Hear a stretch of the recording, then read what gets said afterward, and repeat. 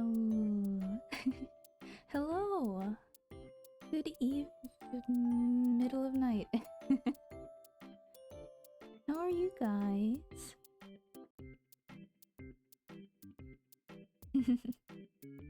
Hello, hello, hello. And hi, Kip. I know you're excited for this. You said it was a really good game, so I'm like, yeah, it must be.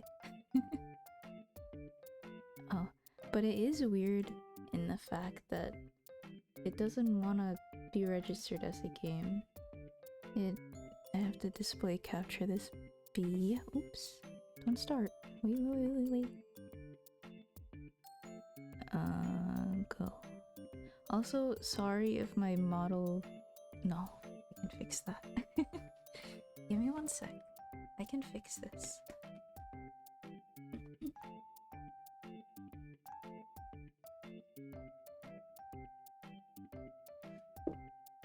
Yo.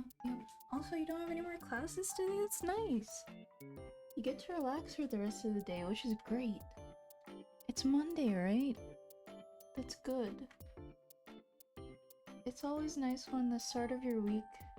Oh, damn, it won't plug in. Always nice when the start of your week is chill.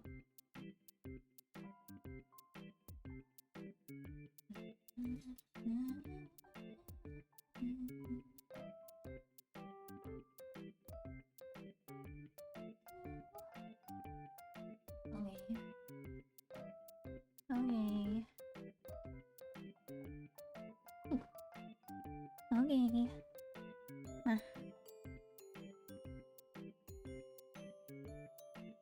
Mama. Oh, it started.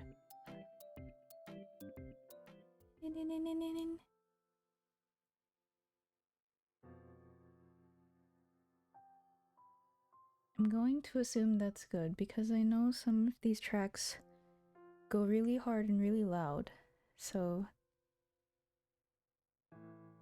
that's a little low though. That's good. Bang.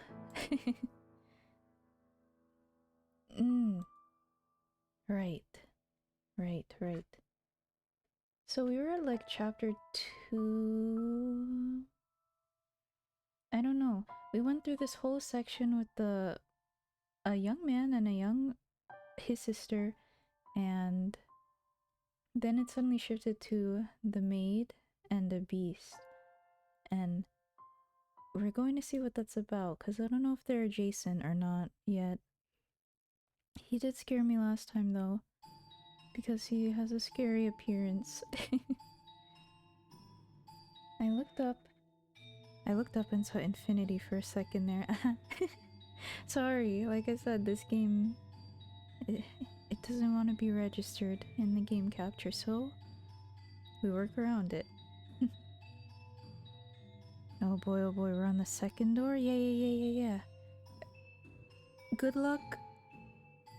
Indeed, I don't know, that must mean something if I need luck.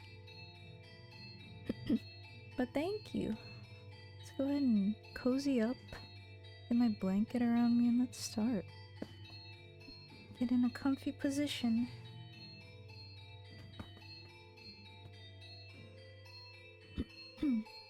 Also, time to remember everyone's voices. I forgot.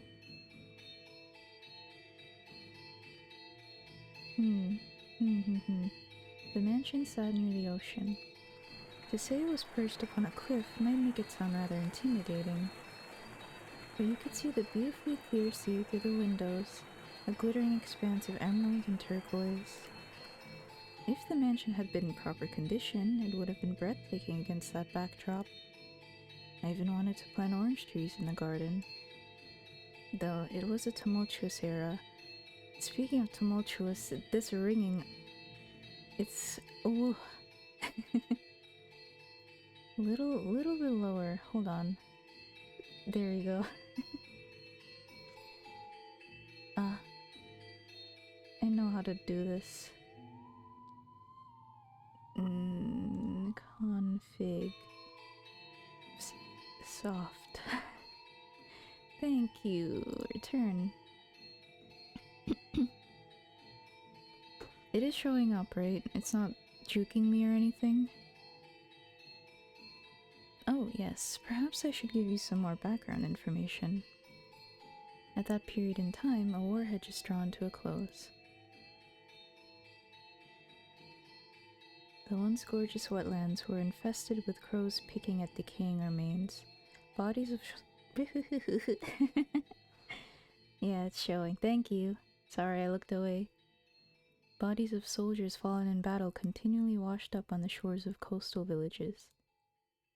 The people wanted nothing more than for the curtain to draw on that deeply political contest. And when it finally did, the kingdom, with its richly fertile shores, was stripped of its independence, beginning a new era under new rule. The people were exhausted, their spirits wasted away, and the splendor of the ocean and sky did nothing to help. In my mind, the beast was emblematic of the times, emaciated and enveloped in the scent of blood. But the war came to an end. Thus the beast did not have to remain a beast, I thought. Did he? Did he? Did he? And so I endeavored to make the beast more human-like. Ah! First, I needed to do something about his appearance. He is scary. I would draw a bath, scrub away all the filth, and dress him in clothing left in the mansion. Very nice. However, having sat unused for 50 years, the majority of garments had been devoured by insects and were of little use. So I searched the mansion top to bottom for anything the beast could wear, heated up some coals, and set to work ironing what I found. At the time, steam irons had not yet been invented. We used plates of iron heated with coals. They somewhat resembled kettles. I even prepared meals for the beast in order to teach him proper table manners. Although, with the mansion in a nearly uninhabitable state of disarray, there was only so much I could do in the kitchen, and the only supplies I had to work with were what was left in the cellar. As such, I was not able to put to— Wait, I'm not exactly comfy. Lily. There, we crisscross. Crisscross in the seat. As such, I was not able to put to use the cooking skills I had learned in the flaxen-haired family's time. Scary. Now. You mustn't eat with your hands. Do you want to get your fingers and face dirty? He sounds like a violin string. You eat using a knife and fork. See? Like this. I feel like I'm teaching a young child. Brr. Oh my. What are you holding your head for? Do. Oh dear. Perhaps I should be teaching you to speak before table manners. Burp. Worry not. We have plenty of time. You needn't act so frightened. Is it scared? Really? Or perhaps you do not want to be understood at all. Beep.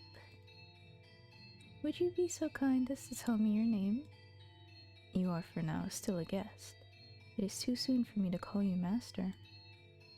Or am I mistaken? Maybe. Your name, that is what people call you. How about I start by telling you my name? I am called B. B.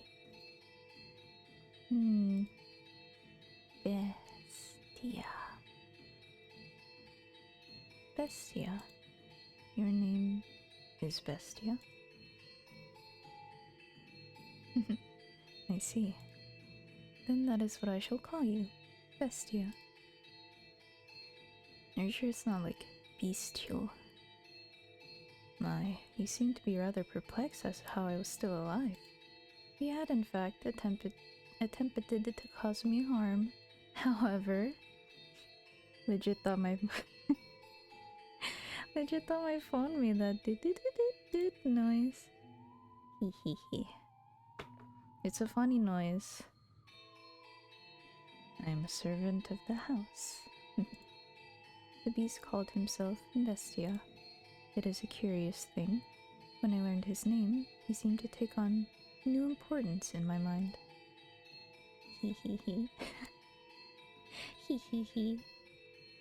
He was not a mere beast, but the thing called Bestia. Master.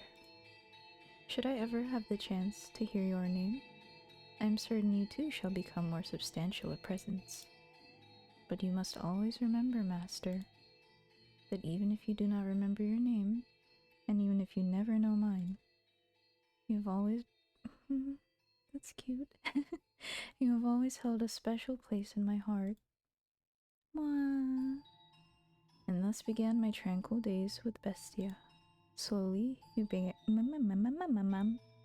to learn the human tongue. Speaking of my human tongue, I need water. Hi, Brid. Hi. I was starting to think you decided against the stream. No, I was busy. Admittedly, I was gaming. I was playing Divinity. I recently got into it again. Boy, it's good. I'm a lizard, and I'm a battle mage, and it's very fun. And I'm on a new area, and I'm excited, because I dropped Divinity before. Like, I want to say a year ago. It was a really long time. I dropped it for a year, and then now I'm picking it back up, and it's fun. It's as fun as it used to be. And when a game is like that, you know it's good. Ah, right. But Fata Morgana! Ta-tanne! And I was, to be quite honest, rather thrilled. To be certain, I was afraid of the beast, but my fear was not so strong as my elation that there was someone else in the mansion, someone to whom I could speak, and someone that might become my master. Come now, you must pull weeds out at the roots, or they will soon grow back. This is a task that requires perseverance. You do it like this, see? There you go. Grass. Okay, now he's not scary. When he learns English, he's kind of cute. Grass. Oh. Did you not expect that? What appears to be many plants on the surface is actually all connected within the soil. This is a task that requires a man's strength. Does it? Weeds? If there were other servants, they could do it. So I apologize for making you tend to the garden, future master. Or perhaps, now that you're all dressed up, do you wish to leave the mansion and find someone to fool, as the wolf did the sweet little girl? Have you no interest in remaining in such a disheveled house? No, I can't take it seriously. Go on. Not want leave. Oh, okay, maybe he's a good boy after all. Oh my, is that so? Oh, you little guy picking the grass, actually. Just realized I have math homework. Ugh. Good luck. Math sucks, by the way. I tried doing my sister's trigonometry homework. What the fuck? Find the area of a circle which becomes a rectangle if the rectangle has a length of 23 inches? What? Bro, how did I survive high school? What the hell? If you wish to stay, then I shall not stop you. On the contrary, I will gladly attend to you. I am waiting for the person who is to become my master. Forever waiting. I should be able to watch over you until the day you depart this world, old and wrinkled. Do you not believe me? He does not. Are you interested in becoming the master of this house? Will be. I have to wonder if you know what you're saying. Although, it matters little whether you do or not. Oh my, look at that. Yes? Now this brings back memories. This is called a rose. Oh. This was the first part of the story where there was a rose and there's this white-haired girl and she touched it, went from red to white, and it made her rethink herself, basically. Like, what? Am I the witch for real? Trigo's mostly about memorizing formulas. Yeah, God. The sin cos tan stuff, specifically. The opposite adjacent hypotenuse hop.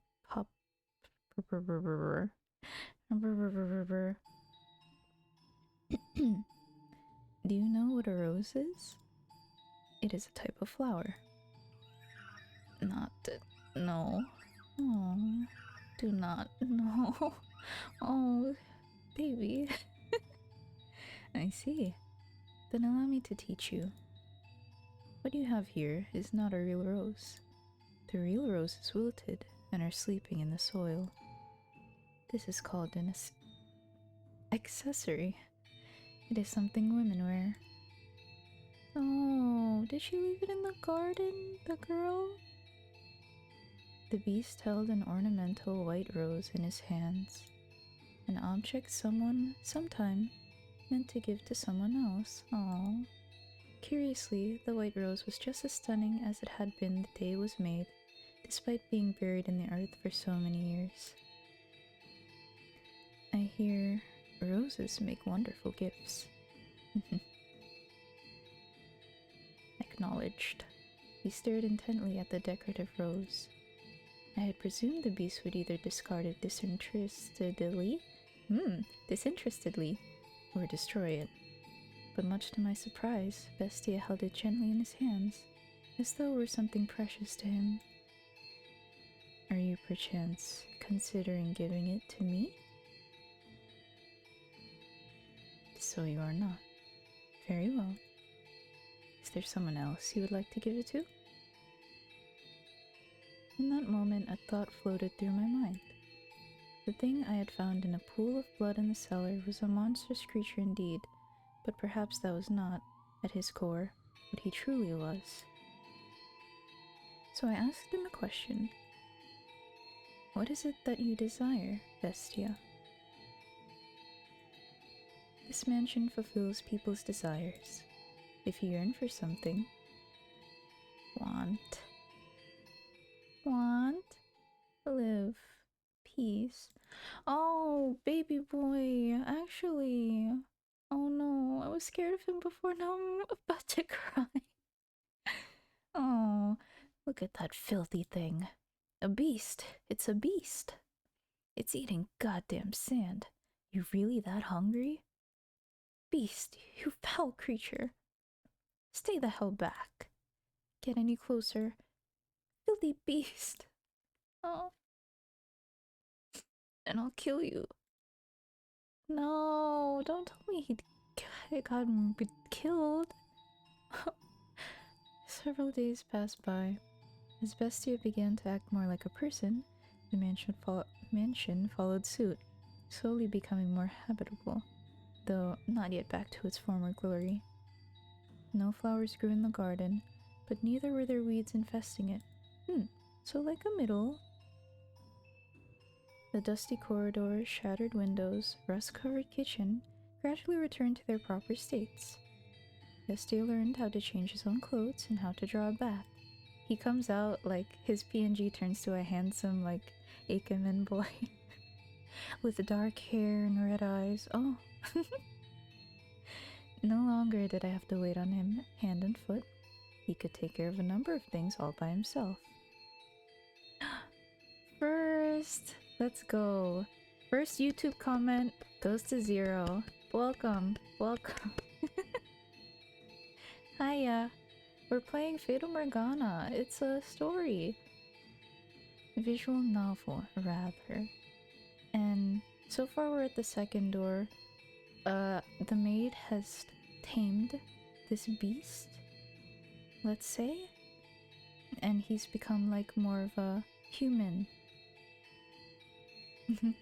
Oh, I wasn't first. Damn, no. Unfortunately. I know chat doesn't load when you first come in, but you'll get it. But welcome. You've got a whole bunch of people welcoming you. What we lacked for food, he acquired from the forest.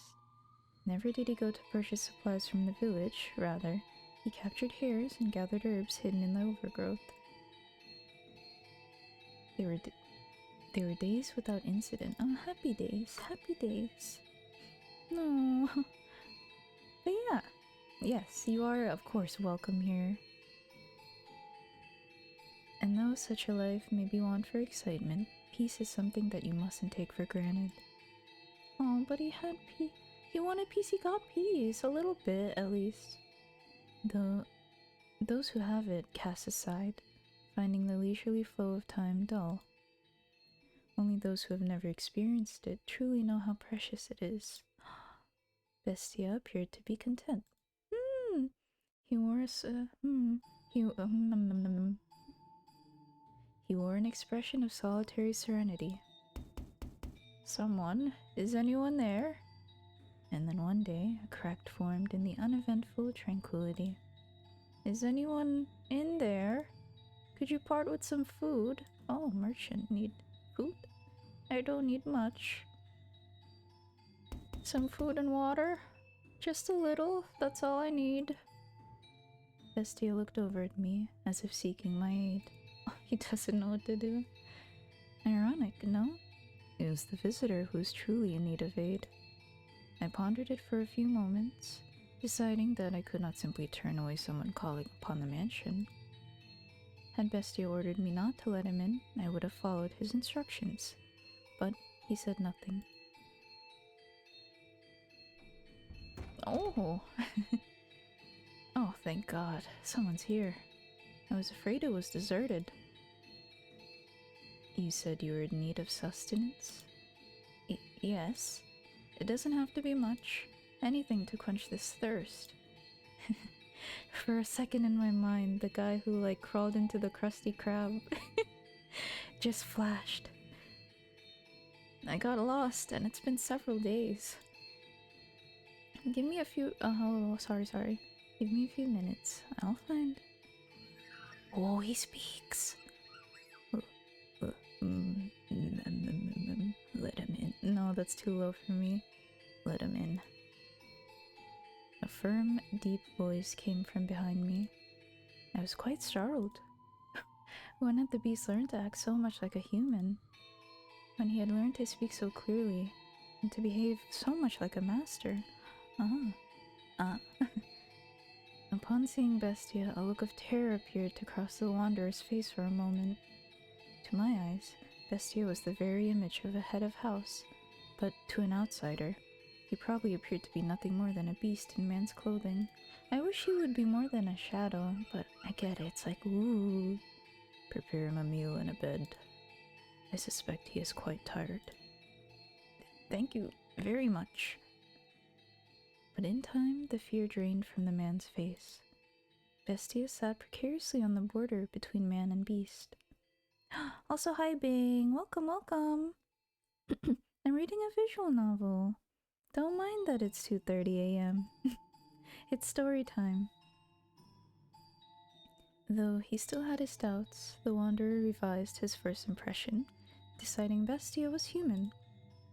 As the wolf had fooled the little girl in the forest, he too had succeeded in playing the role of a man. I thought I was a goner for a while there, but you really came to the rescue. And a meal like this on top of that, you really didn't have to. Though I guess that's not an appropriate thing to say as a meeting. What kind of meat is this? Human. hair. It's damn tender for rabbit. And here I thought it was beef. You have quite the skilled chef. Ah. Oh, is she the one who cooked this? Is she your wife? Oh no, I am merely a servant. A female servant, huh? Don't see that very often. Really? Really? What era is this? I thought it was like only 50 years after the whole maid servant era. It's PM for me. Ah, then perfect. You can sit back and relax, because this is gonna be a pretty, you know, not really. I mean, I have energy, but not much. Yes. Human. Human. It's tender for rabbit, huh? This mansion's just full of surprises. I can hardly believe it. Lost for days, and as soon as I think I'm dead, there it is. Thinking back on it now, it's miraculous. But why are you two just living alone? Why are you two living alone in a house on a cliff? Oh, I beg your pardon. Asking so many questions without telling you about myself. My apologies. Just a little too excited to see other people. I'm a merchant. I do international trade. Until a few years back, spice exports pretty much all came from one place. But now that we've established trade routes of our own, my country's fighting tooth and nail just to push its exports. And in fact, some have lost a few teeth in the fight already. But that's just how it works. It's a cutthroat world. Wah! Hello! Didi-chan! Thank you for the follow.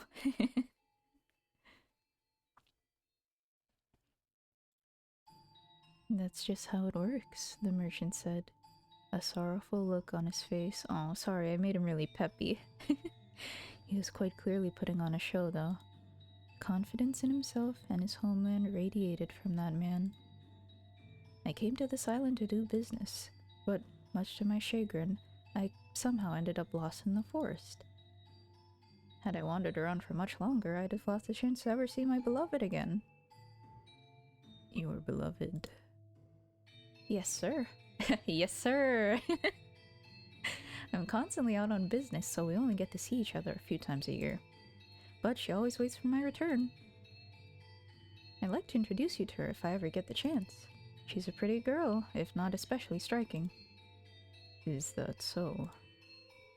The merchant was a man of many words, and I read that wrong, but okay. And I, for one, do not mind a lively supper table. Though I know not how Bestia felt. At the very least, I was glad we had invited the Wanderer into the mansion.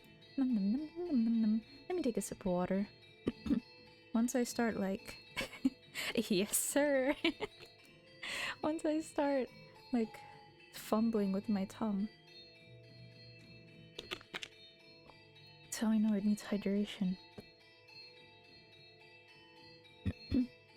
Yes, sir, you know, we sell that. He was, after all, holding a proper conversation with someone, and he seemed to be having success concealing his big,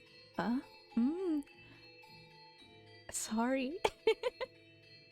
That's a Freudian slip. His piercing beast-like gaze. Excuse me. His what? No, Ray, no, it's nothing.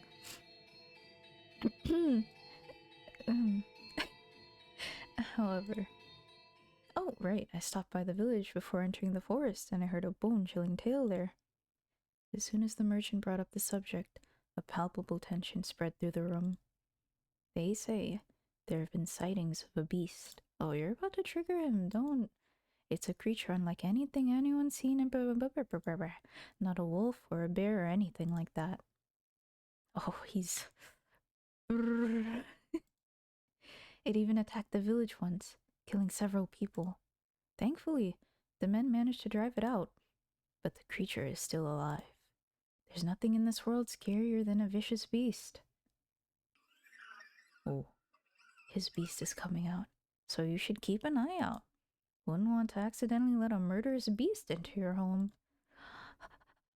At the villager's insistence, I had Smithy forge me a knife. Oh no. Is that knife? Huh? With you now? Well, yeah, I've got it on me. Only good to defend myself with, but it's better than that knife. You brought that knife. You're here to kill me with that knife. That's a jump. What? You're going to stab me again and again with that knife like they did last time. That's why you're here, isn't it? What are you talking about? What's gotten into you? Stab and stab and stab. Calm down. What are you so worried about? I'm not gonna hurt you with this. Oh. What did you just say?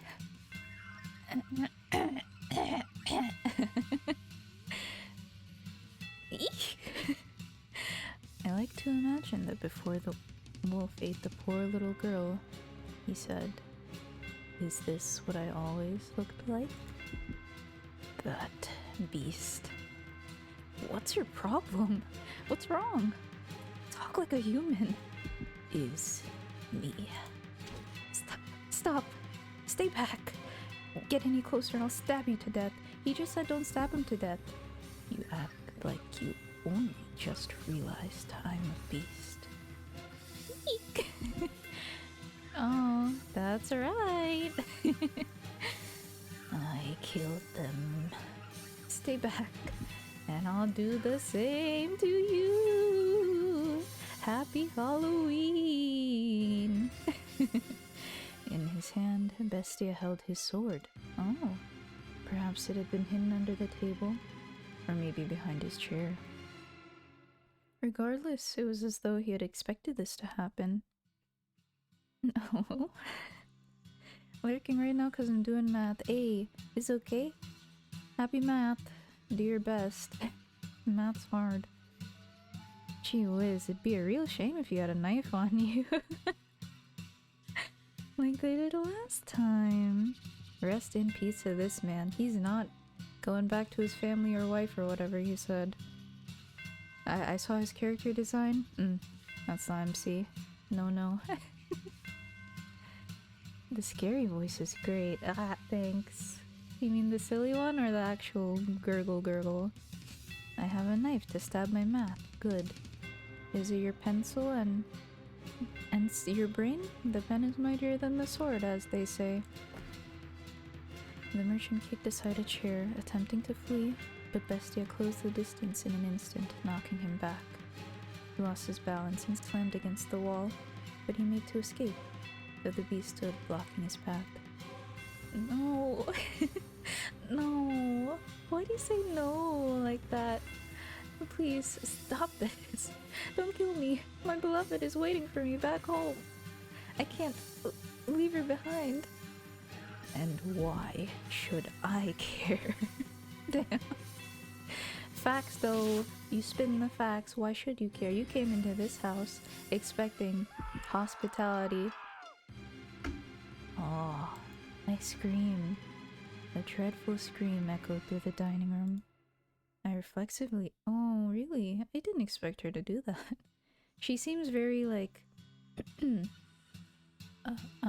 like, accepting of whatever happens.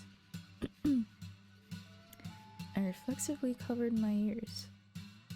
Please help. Ah! Someone! Anyone! No one's going to come for you. Maybe I should have given him, like, a fun voice. This mansion's a long way from town. Help. That woman. Where did she— why isn't she here? You know he's very lively for getting a sword stabbed through him. Holy shit.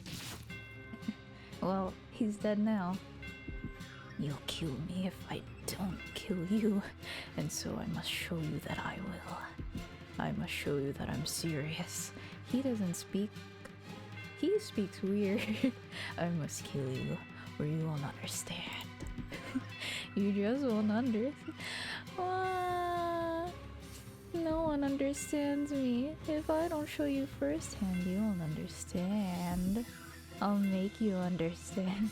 I'll make your flesh and bones understand. Kill. I'll kill you. I'll kill you. Crap. Kill you. Ah. Ah. Monster. He is a beast. A beast. Ah. You know.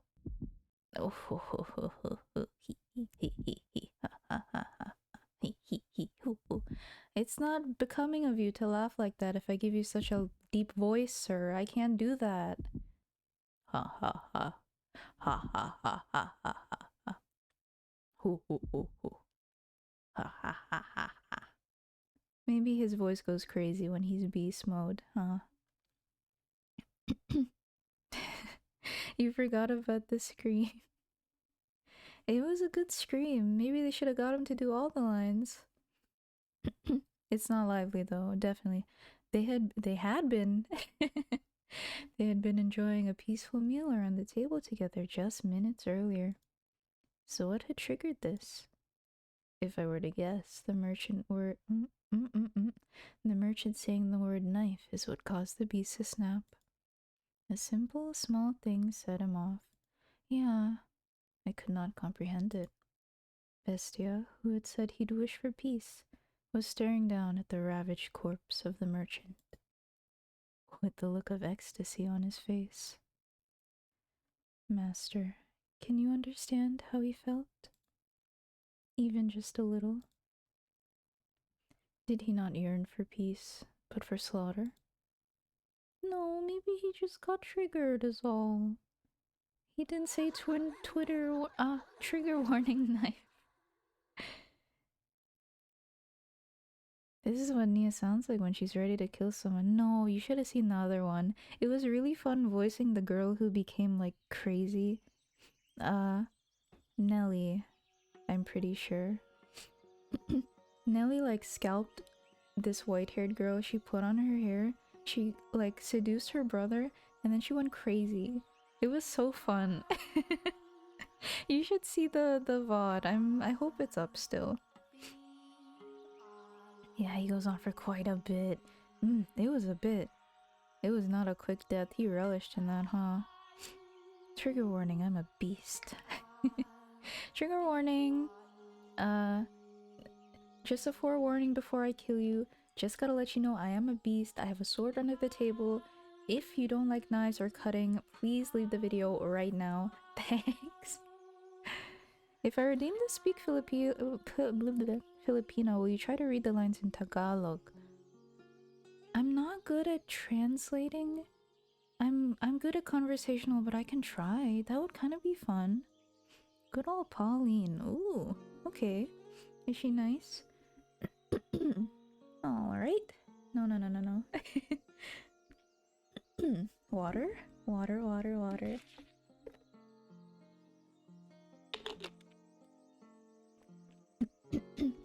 Oh shit, you redeemed it. 3 minutes starting now. It's 41 on the mark.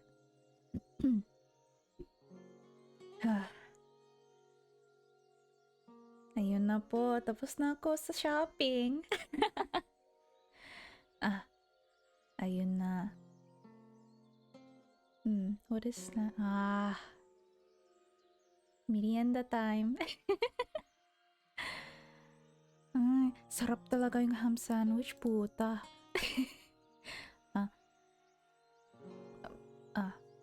Ingay ko naman. What is nice? Oh my god, what is nice in Filipino? Magandang yung araw. I can't help myself. I can't.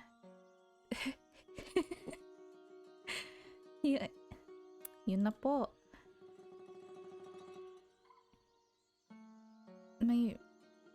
May epekto ba sa weather sa mood? Hindi mood. Talking to oneself. Oh my god. I can't translate. Like, I can speak. Sorry. Pwede ko magsalita. Kasi conversational yung ano ko. Yung speech ko. Oh, napakas... Puta. Struggle talaga. Oh my. Sarap ng ham sandwich. Ang puta. Dude, this is fantastic. Ay, sus. Kip, magsasuffer ako.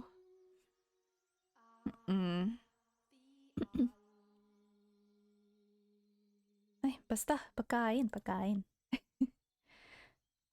Pero, kapag nandyan siya, mas masarap naman to. Ah, that sounded wrong. Sorry. Kailan, kailan kaya magkita siya? My brain is going burr really hard. My head is... Whew. Oh my god. Oy, Pauline. Pauline. Diyan ka pala. Ay, mama. Uy, ma. Ano ba? Ay, Pauline. Ano? May nagyayari? Ano yung yari? What happened? What happened? Overheat alert. I am heating up. I didn't expect to get nervous doing this. Am I blushing? Ugh. Mama. Pauline. Ma, ano ba? Hindi ikaw yun. Hindi ikaw yun. Tennis Filipino mom, I love it. Oh, too bad this mom wasn't angry and she's apparently dying or something. Angry Filipino mom is a very good impression. Ano ba yung nagyayari? Also, my grammar's bad, sorry. Sabi ko nga eh. Pag... Wag mag-interact sa mga lalaki na trade. Okay, good. That pass. Huh? Ay, Pauline, anak ko.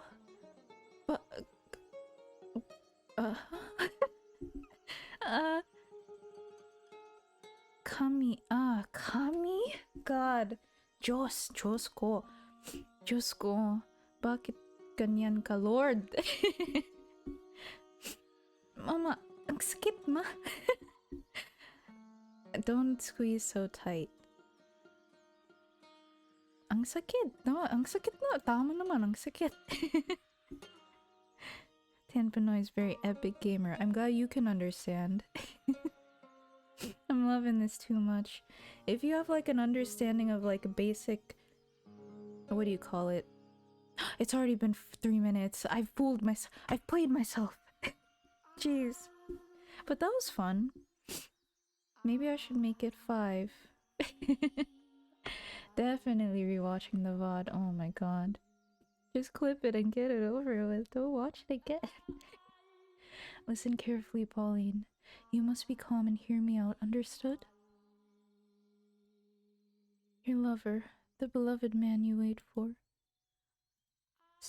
is dead. Patay na siya eh.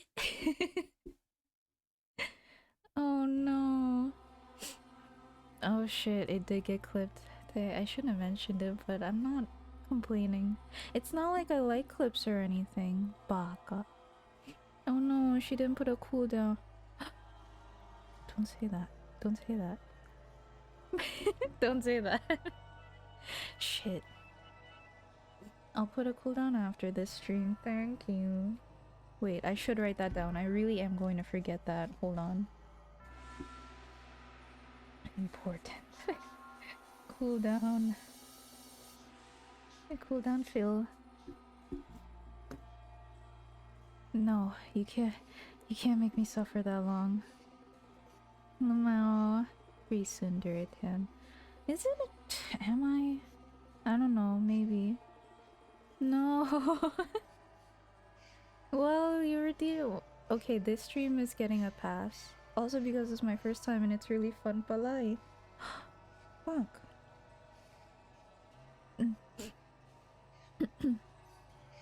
Okay. Oh, she speaks so hard though. Oh my god, I don't know what humanity is in Filipino. Saya, diba? Oo. Medyo masaya siya eh. Yung beasts kapagyarihan. No, that's not the word. Pangyari. Nope. Began slipping away from him after that encounter. He had returned to the thing I had found in the cellar.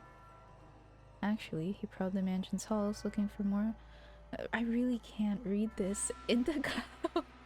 I know, like, speaking and bad words. I really can't tell you what barbarism is Tagalog.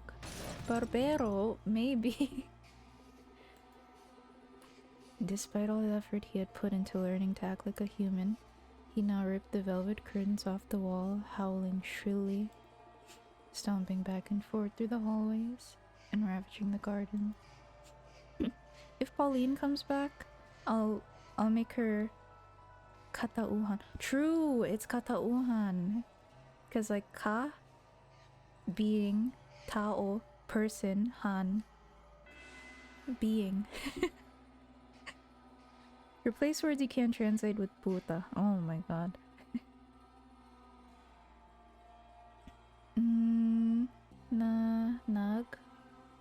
Nag, kita, ako, siya, super, pero sa far.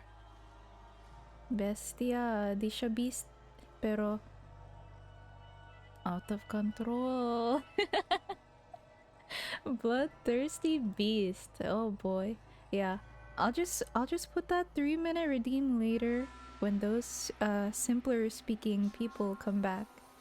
Cause boy, the maid really, she speaks on the deep Tagalog level that even Tagalog people don't know how to speak. If I really did replace every word here with puta, it would just be puta.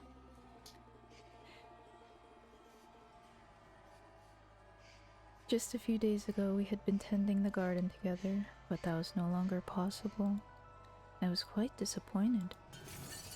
Oh, I think he's reverted to full beast mode.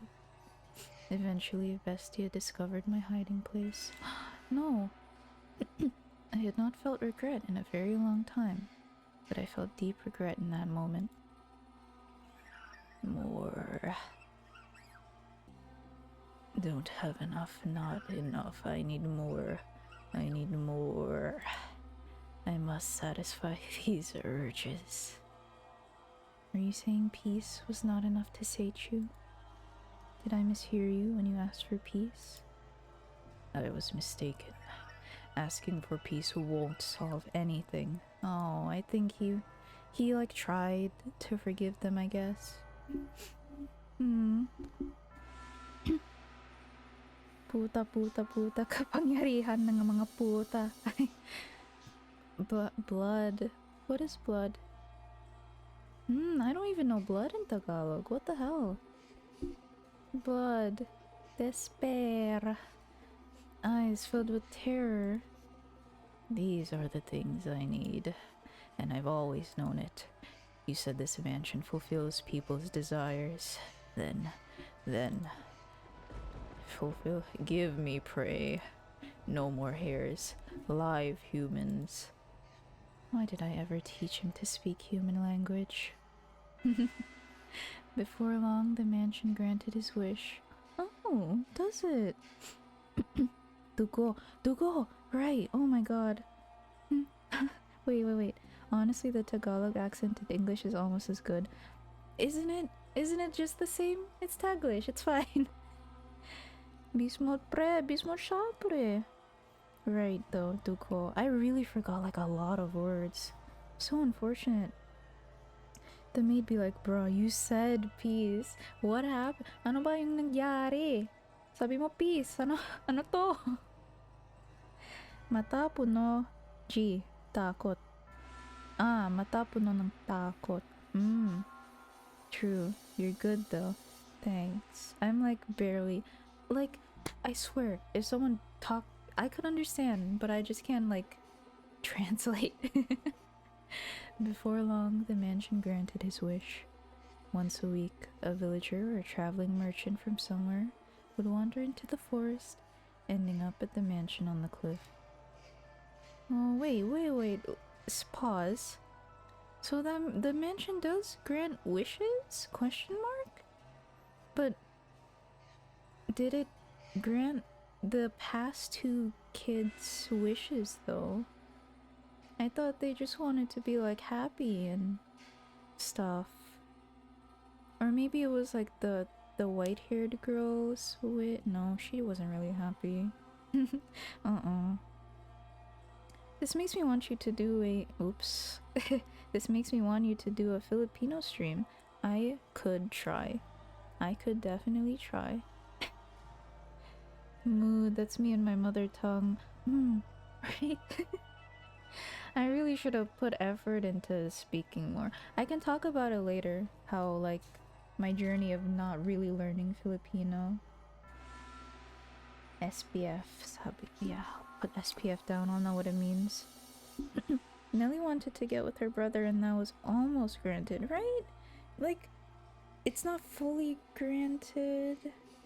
It kind of just gave everyone despair. I mean, she was kind of happy. Maybe her thing was like wanting to know the truth, right? Or I don't know, I'm not sure yet. I don't know what the rules of this wish granting thing are.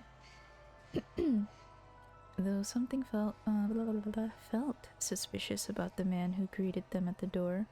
On the surface, he looked like a proper nobleman. So they all eventually chose to trust Bestia. The mansion had an air of loneliness about it, but it was adequate to provide rest for their weary feet. There was food and a bed, and most comforting of all, there were other people. The lord of the house treated the lost souls like esteemed guests.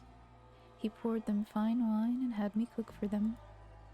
No one suspected in the slightest that he was a beast. He put on a reasonably convincing act. Because, yes, I had taught him how to behave like a master. The visitors all went to bed contented, but, as I am sure you can imagine, master, they would never see the light of day again. The penetratingly bright sunlight particular to this area.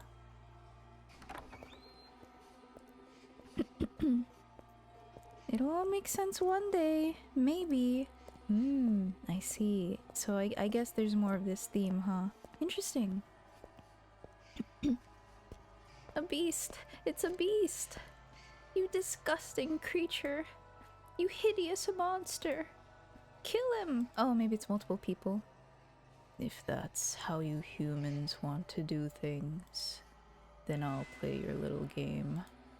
I'll play it even better than you. I'll kill you. I'll slaughter you. Brah, brah, brah. Wah! No, please! Please don't!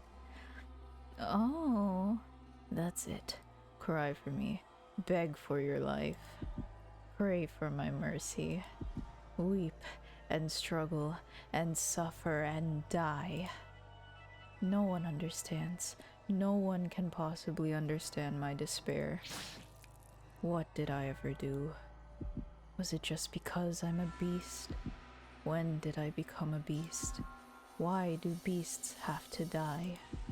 Beasts are savage, and so they must die. I am a beast, therefore I am savage. Lamau lit. In which case, I'll kill them. I'll show them what makes a beast so terrifying.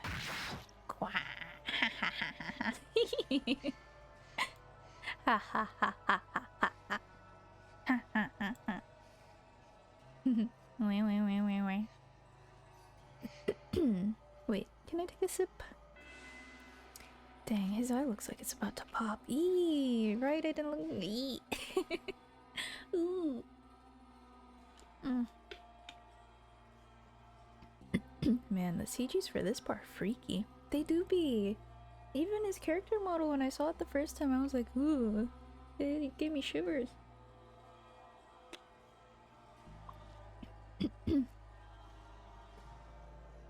Tan House in Fata Pinoy cover. Oh my god. Pinoy translation.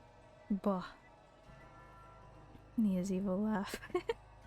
Just ha ha ha ha ha ha. Ha. I can do a laugh, but it's not the right. He's not the right character for me. that fucking yandere laugh though. Not yandere, but Nelly's laugh. It was fun. Moonlight crept through the torn velvet curtains, shining down upon the blood-soaked beast. It was a sight that would incite terror in anyone. Look at this. No one can stand up to me. Humans have no chance against beasts. He. Why? Why you tell me his voice is low and then he goes he? That's so weird to me. Ha ha ha ha ha. More. I need more. Give me more prey. Boogity boogity. The mansion continued to sate the beast's demented craving.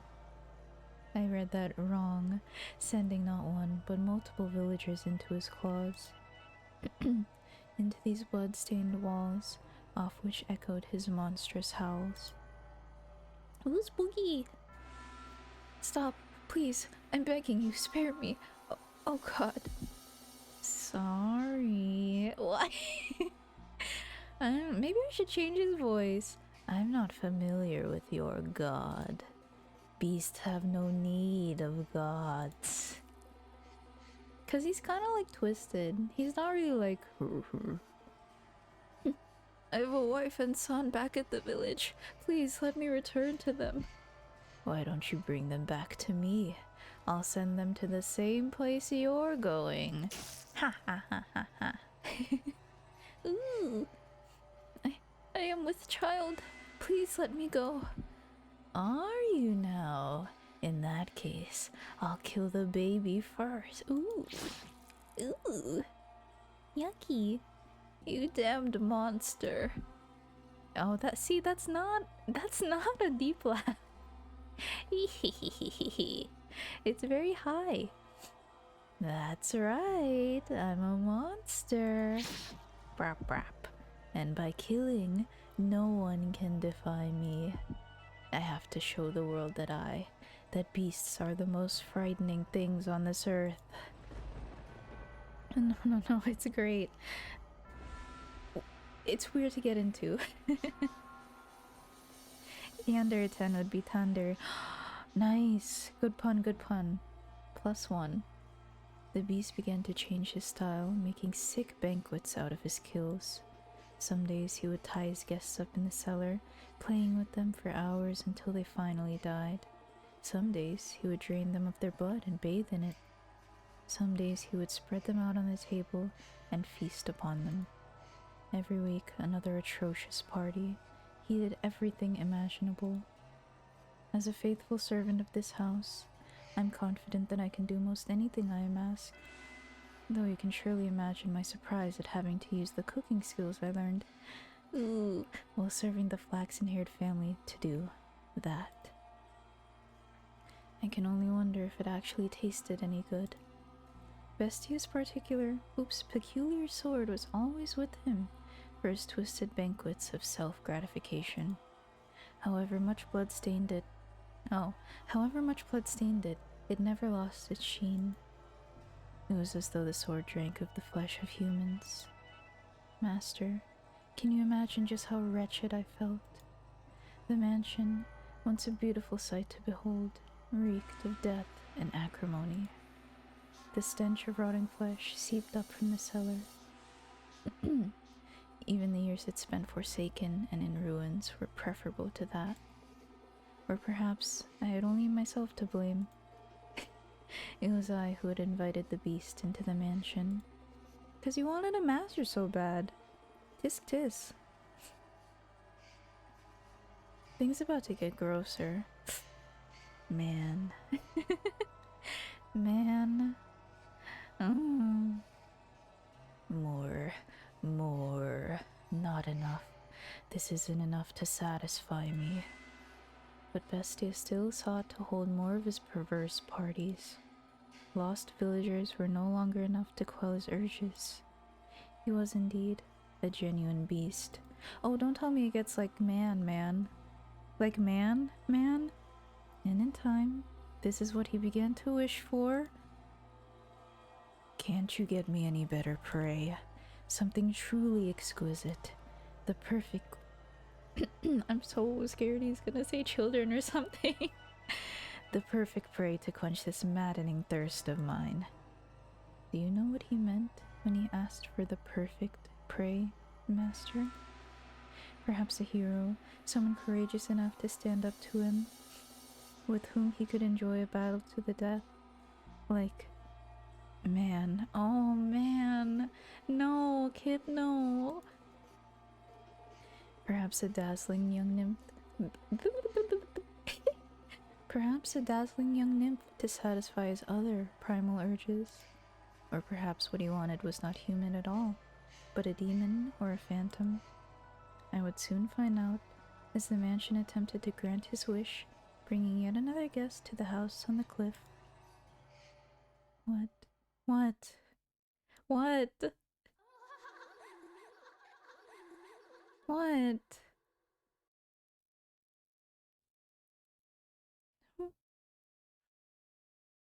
If the devil guides us, if God guides us, then perhaps I could accept that this was fate. Then it makes sense that I am here. Is anyone there? I've lost my way. Would you please be so kind as to spare me a little food? There it is. There comes the poor little offering. They never learn. They just keep coming, again and again. That's not your voice. Wait. What is the story of this game? Exactly. The story of this game is House and Maid do a lot of things across time and space for reasons. Yes. So far, like, we, as in capital Y-O-U. That's not how you spell we, silly. But you entered this mansion, you met this maid who, timeless, as we have seen. And so far, she showed us one door that was in the past of this young boy and young girl, brother, sister. They had their whole arc. And now we're in the bestia arc.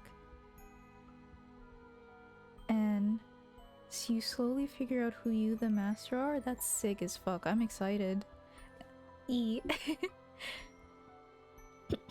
mansion keeps granting my wish. I would be glad to provide you some food, and you are welcome to stay the night, get some rest. I will have a room prepared. Oh! You? Oh my god. Oh, it's her. Her? Oh my god, Kip. I see. More time travel. Yes. I forgot how she sounds exactly, but I know it's like, then I suppose I shall take you up on your generosity. I have been wandering for a very, very long time. What was that, Master? You recognize her? I imagine you would. That white hair, those red eyes, skin the color of freshly fallen snow, and that flawlessly beautiful visage. Time to drink some water.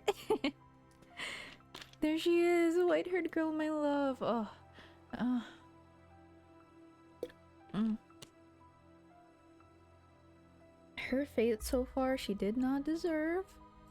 Oh my. And that flawlessly beautiful visage. You cannot possibly mistake her for anyone else. And no, it is not someone who happens to resemble her. I can understand why you would be surprised, Master. At first, I could hardly believe my own eyes. The wanderer knocking on the door that day was the very same fair-skinned young woman who visited the mansion so many years earlier. The white-haired girl must have spent many, many a night in the forest. Her crystalline skin was covered in red scratches from where she had brushed against stray branches and tree bark. She had even lost her shoes and was standing there barefooted, looking quite disheartened. But that did not make her any less beautiful. In fact, you could just imagine the dense forest canopy parting to allow sun to shine down upon her. But she doesn't like the sun, I think. Maybe it's gentle sun. The beast appeared surprised by her angelic beauty as well. It seemed as though all the madness drained from him in that moment.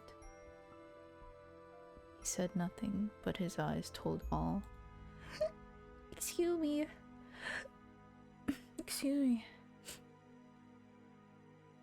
He was entranced by the sight of her ruby red irises and her pure white hair.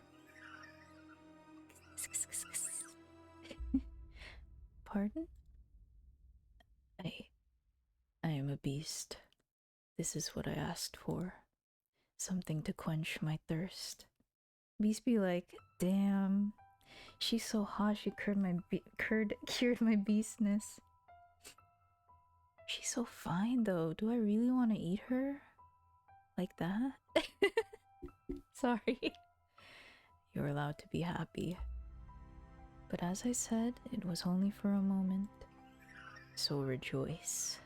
Imagine just how gratifying it'll be to see such a beautiful woman writhing in the throes of death. Follow me. I will have a bath drawn as well. And once the moment had passed, the beast was barely able to contain the wellspring of madness within himself. He just got bloodlust. He wanted nothing more than to run his sword through the white-haired girl that very instant.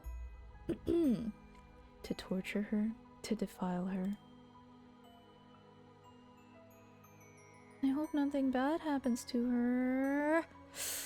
He tended to her wounds, served her supper, and drew a bath for her. And afterwards, the beast even made to provide her with a dress to wear. Even the outfit she had only worn for one night so many years before was there, waiting for someone to put it on again. For her to put it on again. He said she could choose anything she liked. She, being such a modest young woman, said she needed not of such fine attire, thank you. And what a shame that was. I too wish to see her in a dress once more. The cure to beastness is hot, girls. Therefore 10 is a cure to— Ew! Calling me hot? Ew! Gross! JK, beast impulse is back right away. 10 cures our beastness though for sure. Ew! You guys, gross. Ah, and what a shame that was. I too wish to see— Oh, I read that already. Ah! See, you distract me too much, stupids. I need not such fine clothing. You needn't be modest. No, that's not why. Are they not to your liking then? No, I just— My apologies. You are very generous. Foolish girl. Smiling and calling me generous. I was simply imagining what a pretty sight it would be. The sight of her fresh blood blabbered on it. The sight of her life slipping away in it. I am glad that, after wandering for so long, I ended up here in this mansion. And in a few hours, you'll be feeling the exact opposite. Get all the rest you need. I shall see you again in the morning. I thank you.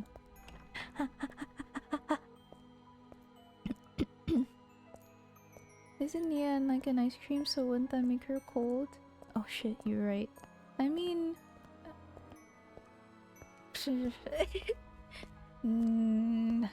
Now I imagine Nia just melted.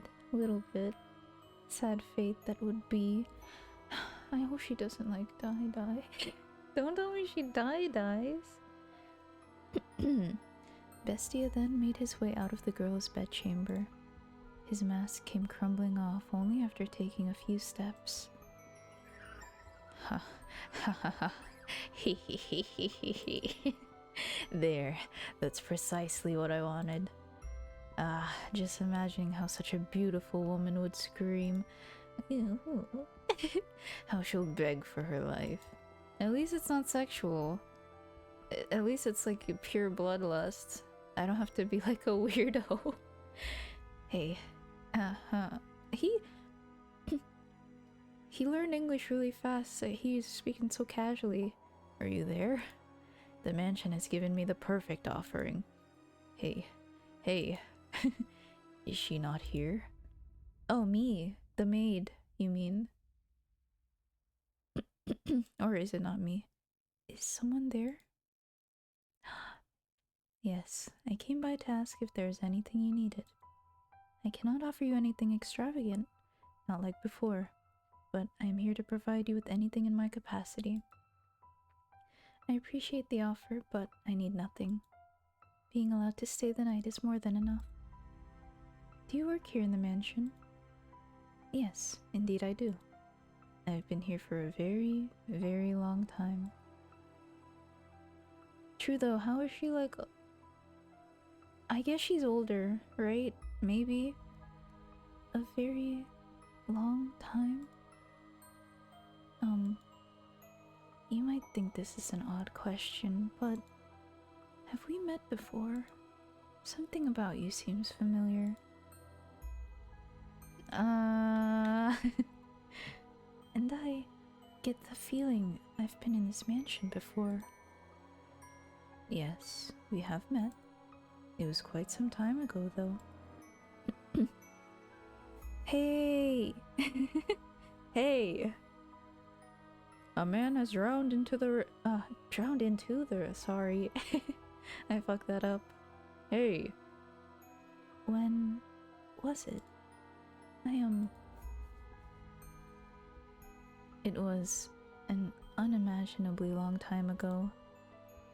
Do you remember a boy and a girl with flaxen hair? Flaxen hair...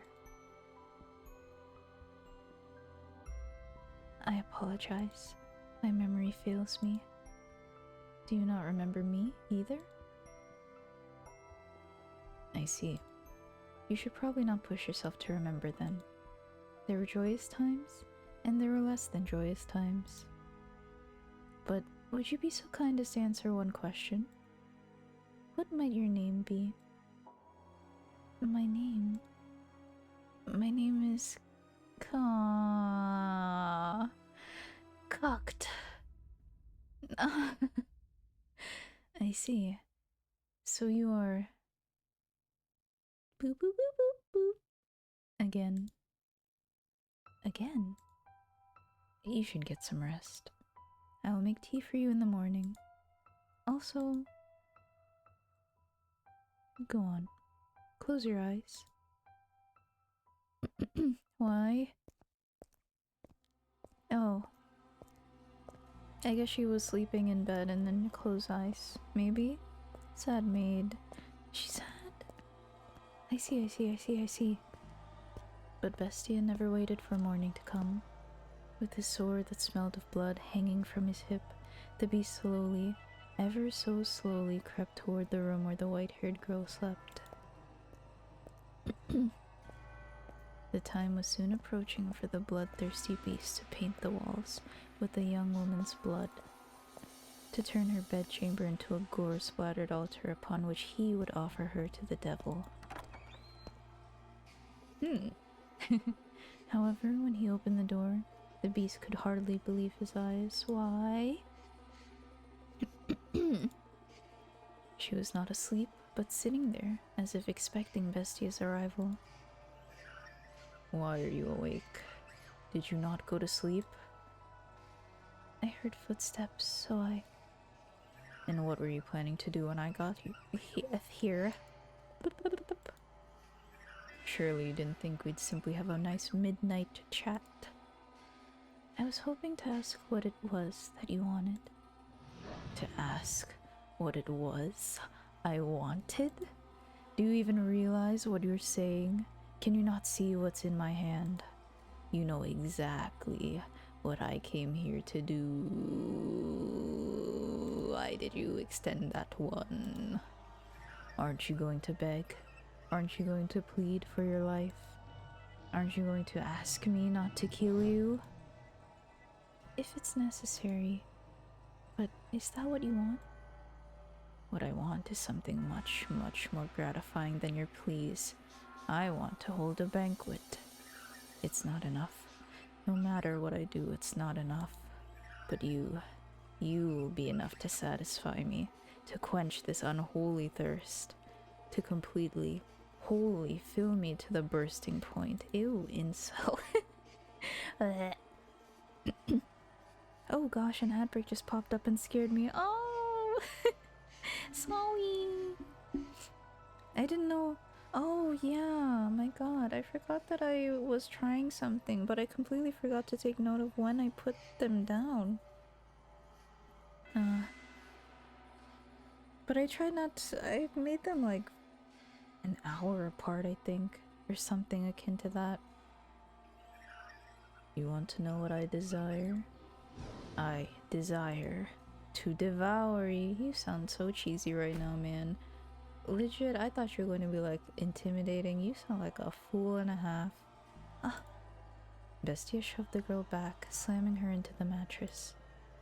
He then stabbed his sword through the sheets beside her, looking down upon the girl, the moonlight as clenching her slender throat with one hand. He drew his sword once more, holding the tip but inches from her nose.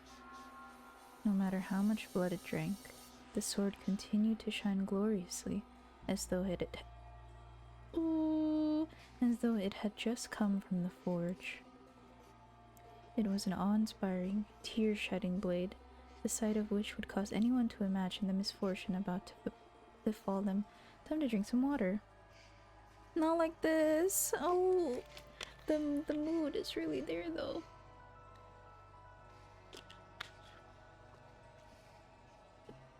Is she really gonna die? Like, for real? Did she come back just to die?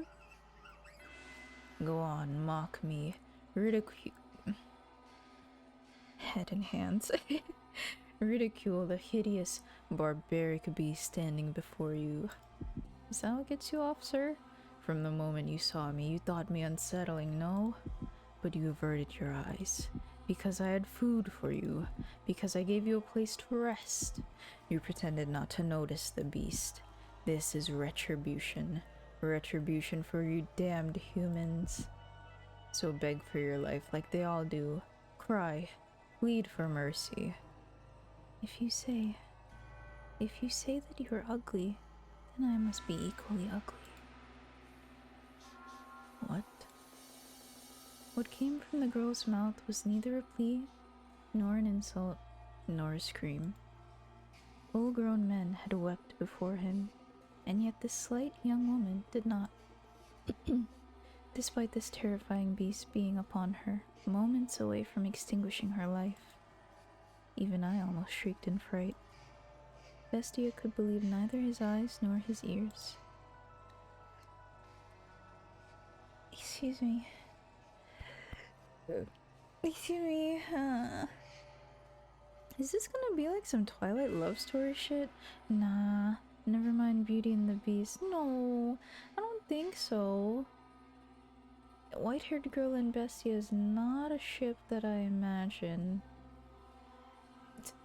Do you not fear me? Can you not see what I'm about to do to you? What am I to be afraid of? I'm threatening to murder you, to rip your intestines out with these claws and watch you die in agony. I enjoy it more than anything in the world, filling others' hearts with fear. The more lives I take, the more I enjoy it. I'm a beast, driven by madness. What he expected was for the beautiful girl before him to desperately implore him for mercy. She pretty though. True, she beautiful. He wanted nothing more than to see despair seep into every corner of her red eyes. For he believed there would be a truly sublime moment, euphoria unlike anything he had experienced before. Bestia prodded her with his singular sword.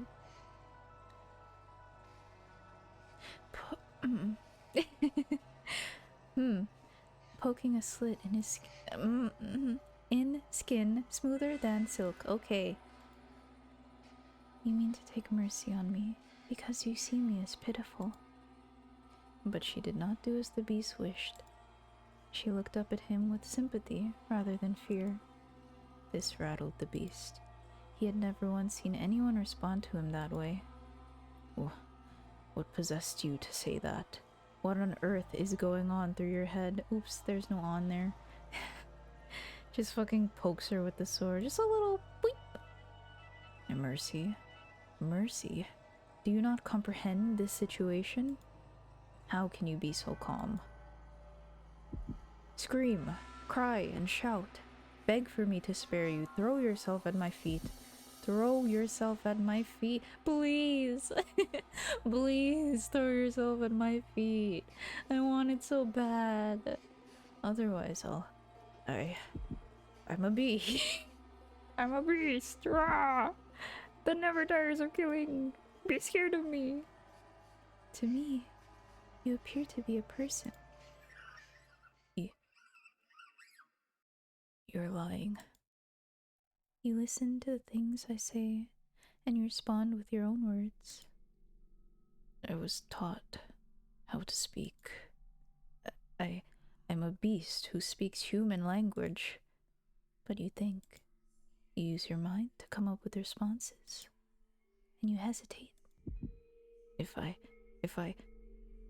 I'm human, then why do why do they disparage me so?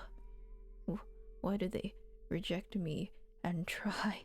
He really sounds like a really sad incel boy. I'm not gonna lie. I'm so sorry. I keep thinking in the back of my mind he sounds like a really sad guy who just wants like haha you no scream for me. You know? Like, yeah, you want to scream, right? And then they scream, and then he's like, yeah, you're screaming for me. He gives me that energy. Please, please be scared of me. I'm a beast. I'm a BRB. Hey, take your time. I'll be right here. Why do they reject me and try to kill me? Because I'm a beast. A repulsive beast. I'm just a beast. Punches wall. I'm just like that. I'm so ugly. No one would like me. That's why, isn't it? I will do nothing to hurt you. We are alike. Alike? Don't be ridiculous. How can you say we're alike when you're as beautiful as you are? There is nothing beautiful about me. What value does outward appearance have? You have suffered much persecution, which is why you tremble in fear. I am not trembling. I'm not afraid. Fuck this guy's voice. I'm just gonna make him whiny. I'm wheezing, emo kid beast. I know. He's giving off so many vibes. I can hear the cries of your heart.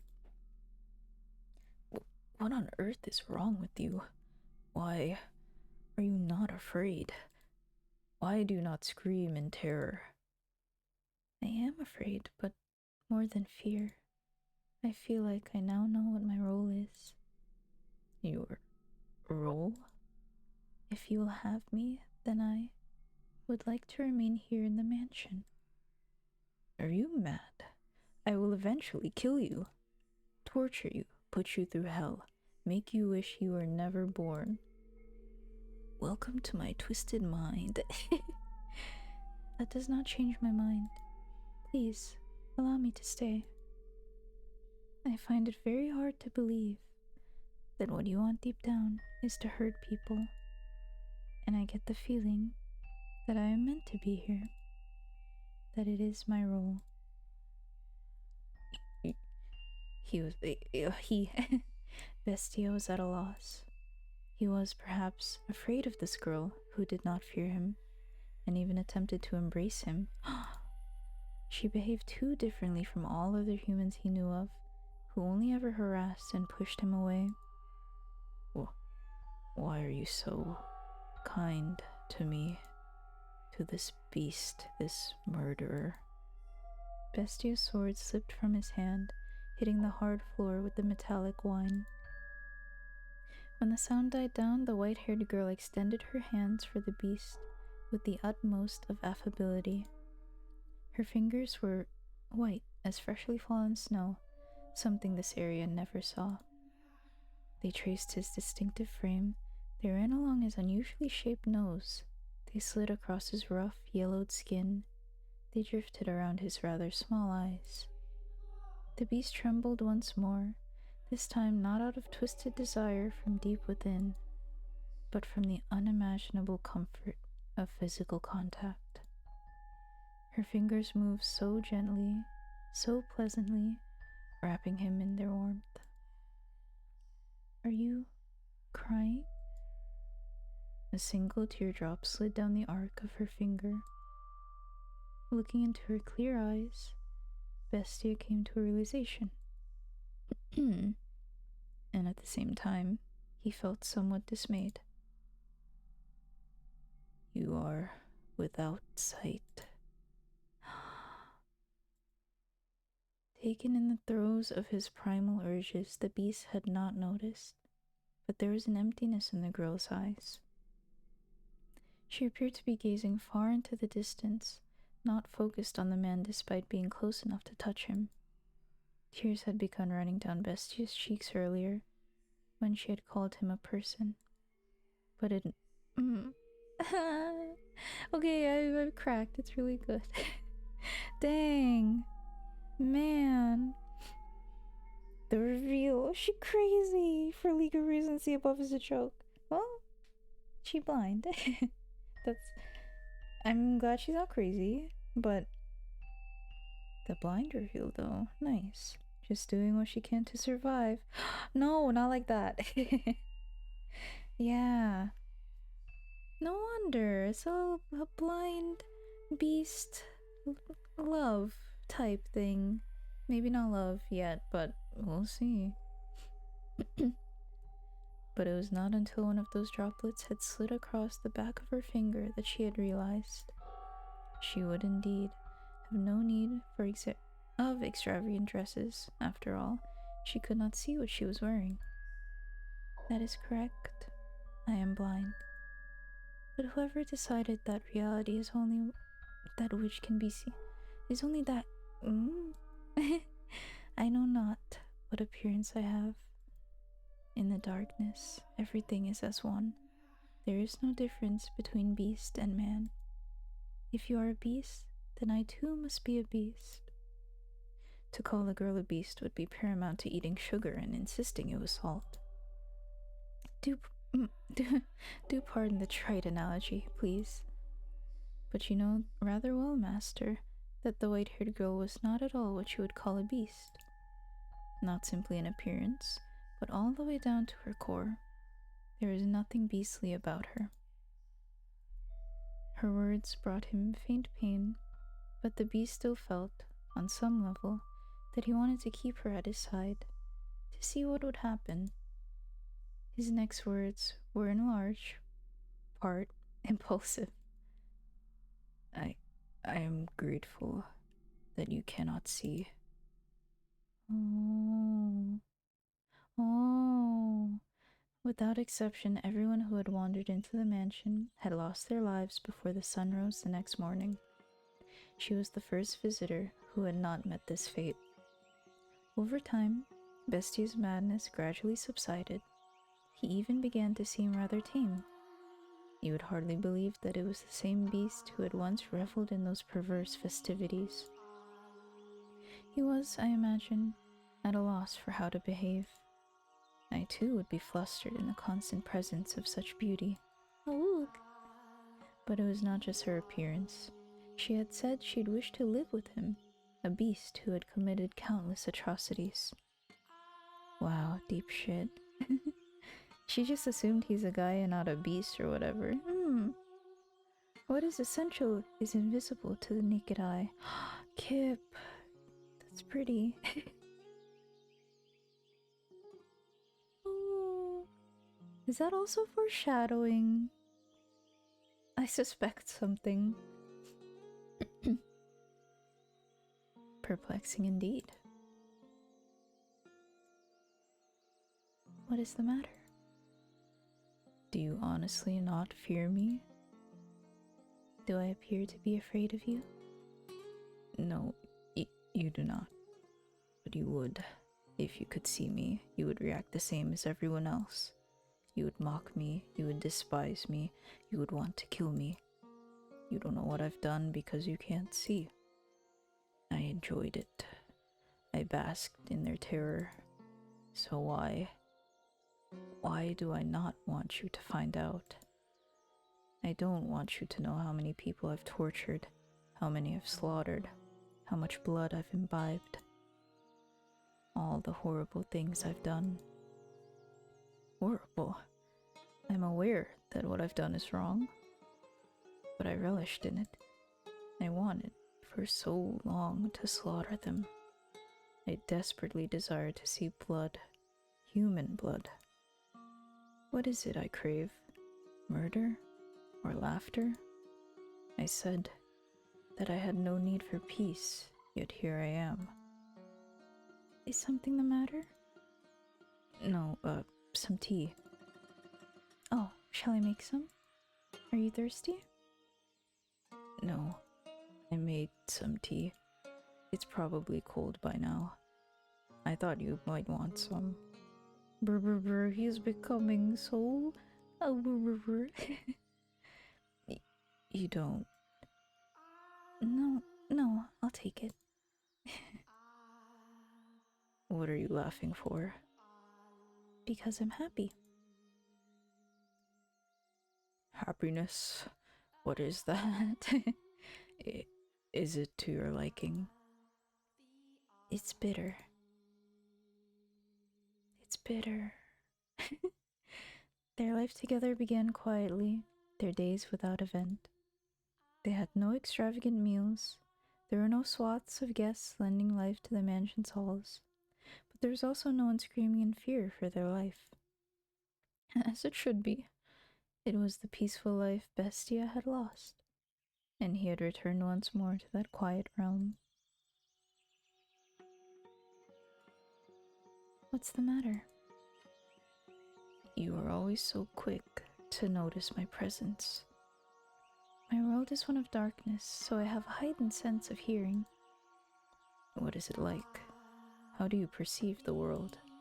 I cannot imagine living in complete darkness. Really? Really? Are you sure? Sir, with only darkness as a PNG? Occasionally, I can see light. Light. Yes, not a radiant light like the sun, but a soft light, floating in the darkness. Like a candlelight, I suppose. That only perplexes me all the more. I find it difficult to understand what you're describing. Is that so? It's difficult for me as well. I'm not sure how to explain it. But it's not complete darkness. I can sense your presence, for instance, and I can tell how windy it is from the way the windows vibrate. And also,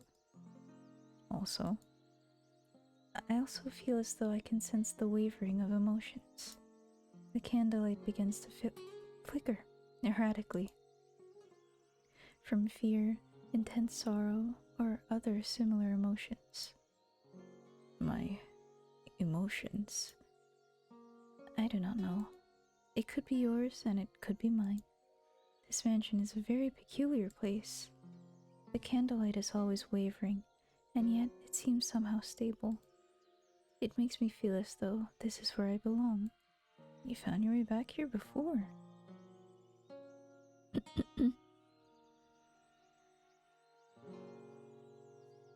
Oh, I missed a little bit of chat. Hello. Welcome back. Good job with the map. And I know, I think it might take a sad turn, but I don't think she's gonna die because she didn't die before, so that's good. But I don't want her to die any. She escaped death twice. I feel like she is going to come back again. Like, third door. Third door is the charm. I say that something might happen to her then, but we'll see. The Mao get on your teeth sucks. How the fuck she know what a candle I look like? True. I imagine like she lived. She became blind. She was not blind and then she forgot and then she became no, blind then forgot. Then she just I don't know. Also yes, it was revealed that she was blind and then the beast was like, "You can't see me? That's why you're not afraid of me?" And she's like, "Yeah. If you're ugly, I'm ugly." And then the beast was like, "Oh shit." And she was like, "Can I stay here?" And he's like, "Yeah, let's see what happens." I don't think I understand. I am a beast, and so I lack the intelligence. But you... I am going to go hunting. Is there anything you would like? Whatever you like. Alright then. If you find any fruit, that would be nice. Fruit. Fruit. It's sour. You picked it before it was ripe.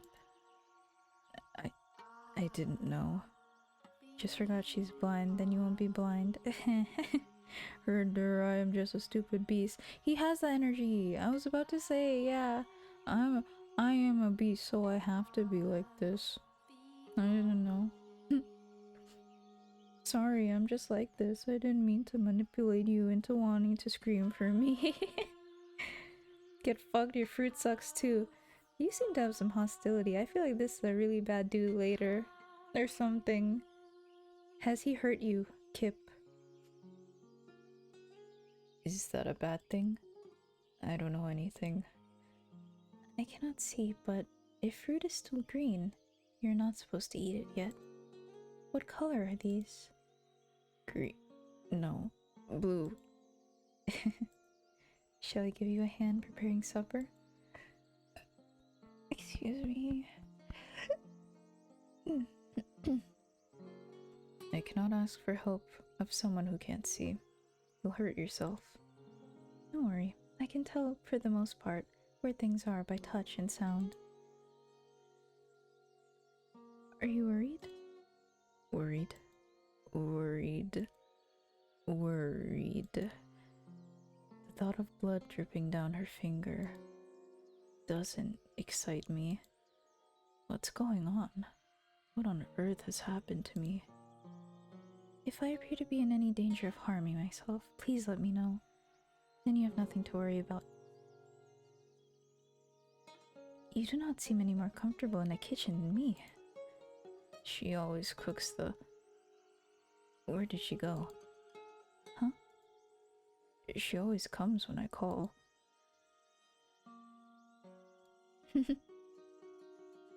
Dot dot dot dot dot. I had hidden myself away. Bestia had learned how to go about his daily life without my assistance, and the two of them had no need of others in their peaceful world. Oh. Oh my. What is the matter, master? I was not alone. It was an absolute pleasure simply watching them. I mean that. It was not my role to be at his side, nor was I the one to be at hers. If she could make Bestia into the matter... Oops, matter. If she could make Bestia into the master of the house, then my presence was unnecessary. I appear when I am needed, as I appeared to serve the flaxen-haired family. Nothing more. If they sought a servant, then I would show myself. Then would I show myself? Yes, certainly. I'm literally getting Beauty and the Beeps. Beep? Beauty and the Beeps! Beauty and the Beast vibes. Yeah, it kinda is turning out that way.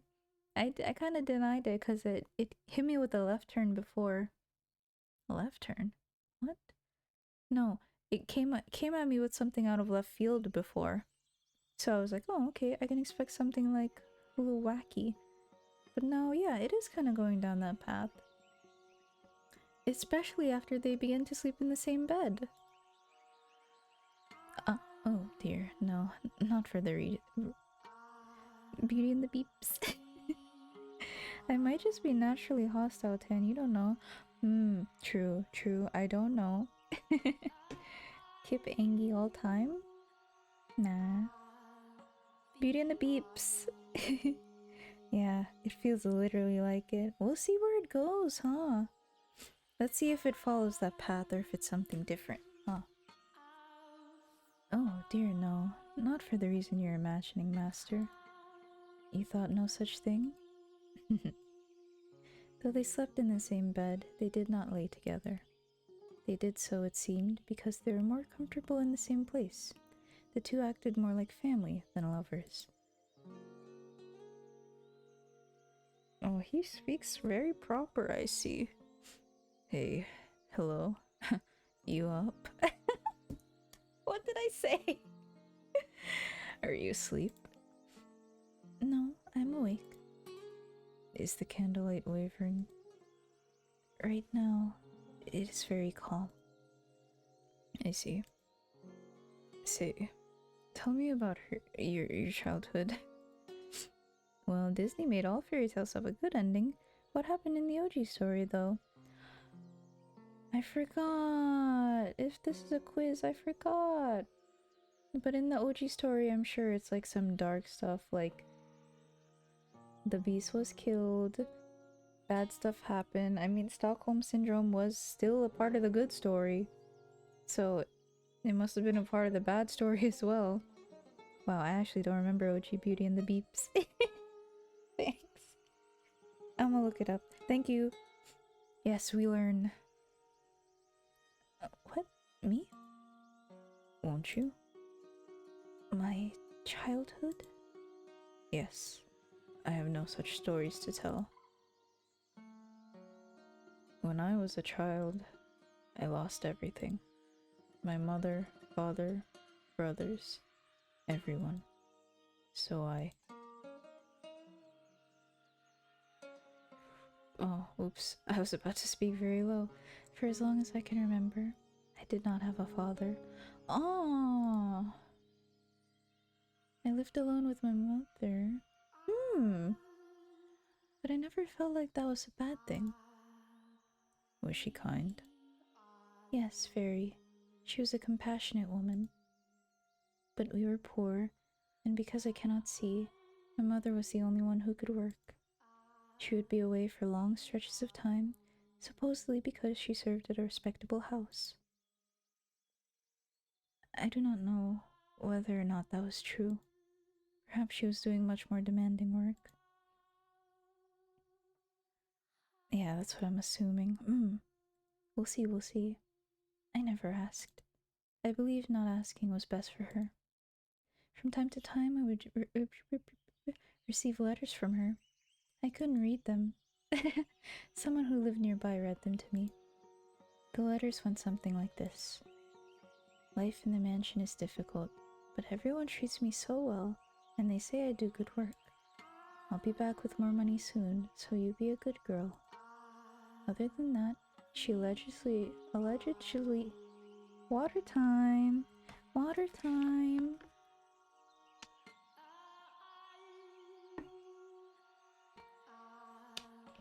Hold up, let me take another sip first.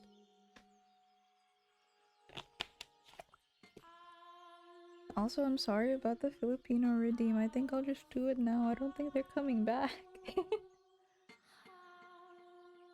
Oh my gosh, I thought Pauline would like start her story, but turns out her mom just said, "Watch out for them boys." And she was like, "Okay." And then that was that. I can make up the other 2 minutes now. Kamusta kayo? Huh? Buti? Pauline comes back with my biwa. Ah, sige sige.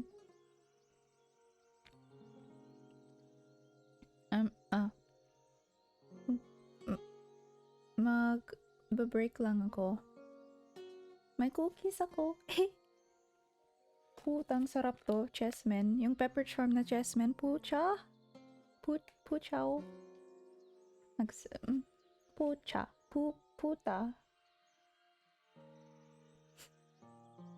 Pero tangina, sarap to. Butter cookie siya. Pero di naman malasa. Like, di na siya butter na butter. Di parang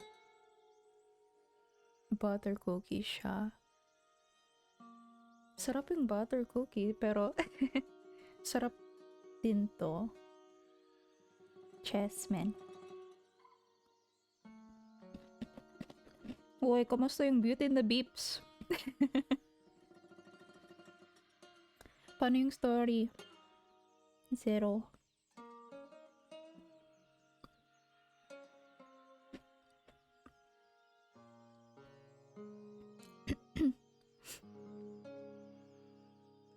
Well, wait, I do just want to say in English that chessmen are good. Tiny tan voice. Puta. Puta. Puta.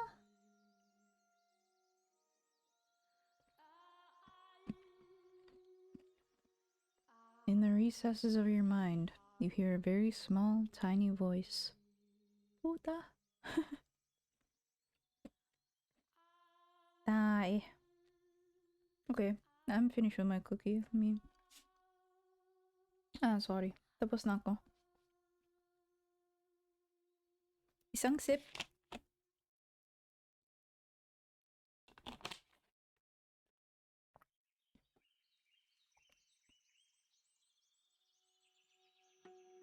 Okay.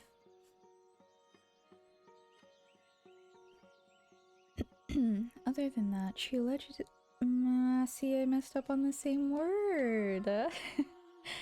Other than that, she allegedly expressed concern for my health and safety, as well as repeatedly saying how much she loved me. You have a good mother. I did. Nearly everything I remember my mother saying to me was written in her letters. So much kindness and warmth. Why do you not live with her now? How did you end up here in the mansion? Before long, she lost her life at her place of employment, and I was sent the money she had earned. It was, I imagine, enough to survive on. When my mother was alive, she often lamented my blindness. If only you could see, she would say. Excuse me. I could show you just how extraordinary this world is. So I decided I would visit a renowned physician in order to fulfill my mother's dream. A physician in this country. However, upon examining me, he said that he could not restore my sight. Dejected, I was on my way back home when bandits attacked. They robbed me of the money I brought to pay for my treatment. I lost everything my mother saved for me, the money she gave her life to earn for me. I failed to repay her for anything she did, which cast a dark cloud over my heart. My world has always been wrapped in darkness, but at that moment, I was in the deepest abyss. There was not even a speck of light. I was at a complete loss. With nowhere to go, I simply wandered, no destination in mind. And that was when I miraculously arrived at this mansion. It was as if it had summoned me here. You were being summoned by the mansion to fulfill my craving, but it didn't end up that way. I wonder if the mansion is disappointed. Honestly, how the fuck did she even get here safely? True, actually. Imagine going to a country without seeing. I mean, you could see. She doesn't even have like a walking stick or anything, huh? She was covered in scratches and stuff. Understandable. Have a nice day. I see. I apologize for not having a brighter tale to tell. I imagine you were hoping to hear joyful childhood memories? No. Did they hurt you? Pardon? The bandits. When they attacked, were you hurt? You are so compassionate. I am no such thing. I am not compassionate.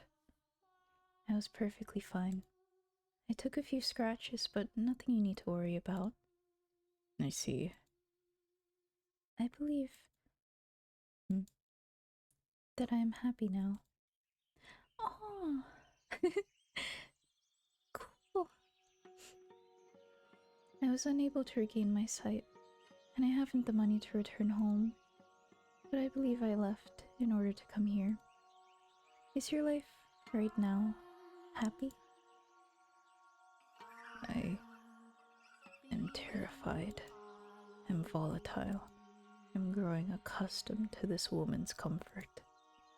I'm afraid of losing her.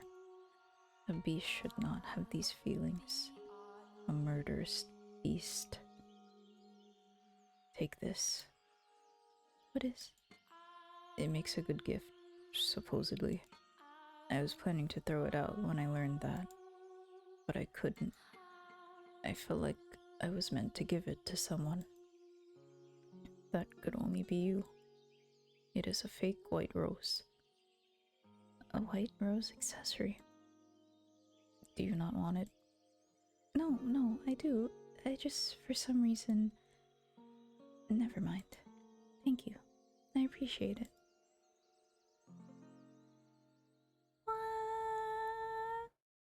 Cool. Cool. Baby. She do be baby. I love you, white-haired girl. Kip and white-haired girl is the new meta. Meta ship. Do you not desire more prey? But you were so hungry for blood before. I've had enough. I don't need any more. Although she's blind, no, because she cannot see, she does not push me away. She's the only one willing to accept me, to be with me. So hard to please. You obtain peace, cast it aside, and then pick it up once more. But you'll never but you'll never be able to escape it completely. After all, you are enchanted by the pleasure murder brings. You have been for a very, very long time. This time I'm done. I won't kill anyone anymore. Being with her is far more satisfying than the joy killing brought me. To be with her is what I truly want. So very self-centered. You certainly are. Hey.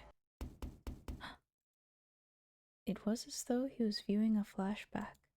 The sound of knocking echoed through the mansion, as it had the day the merchant came and brought the beast's short-lived peace crashing down. What did I just tell you? Oh, was the mansion speaking? Oh my gosh. I do not want any more prey. Stop this. Stop it. Don't bring me any more. I thought you were supposed to fulfill my desires. Why did the door open?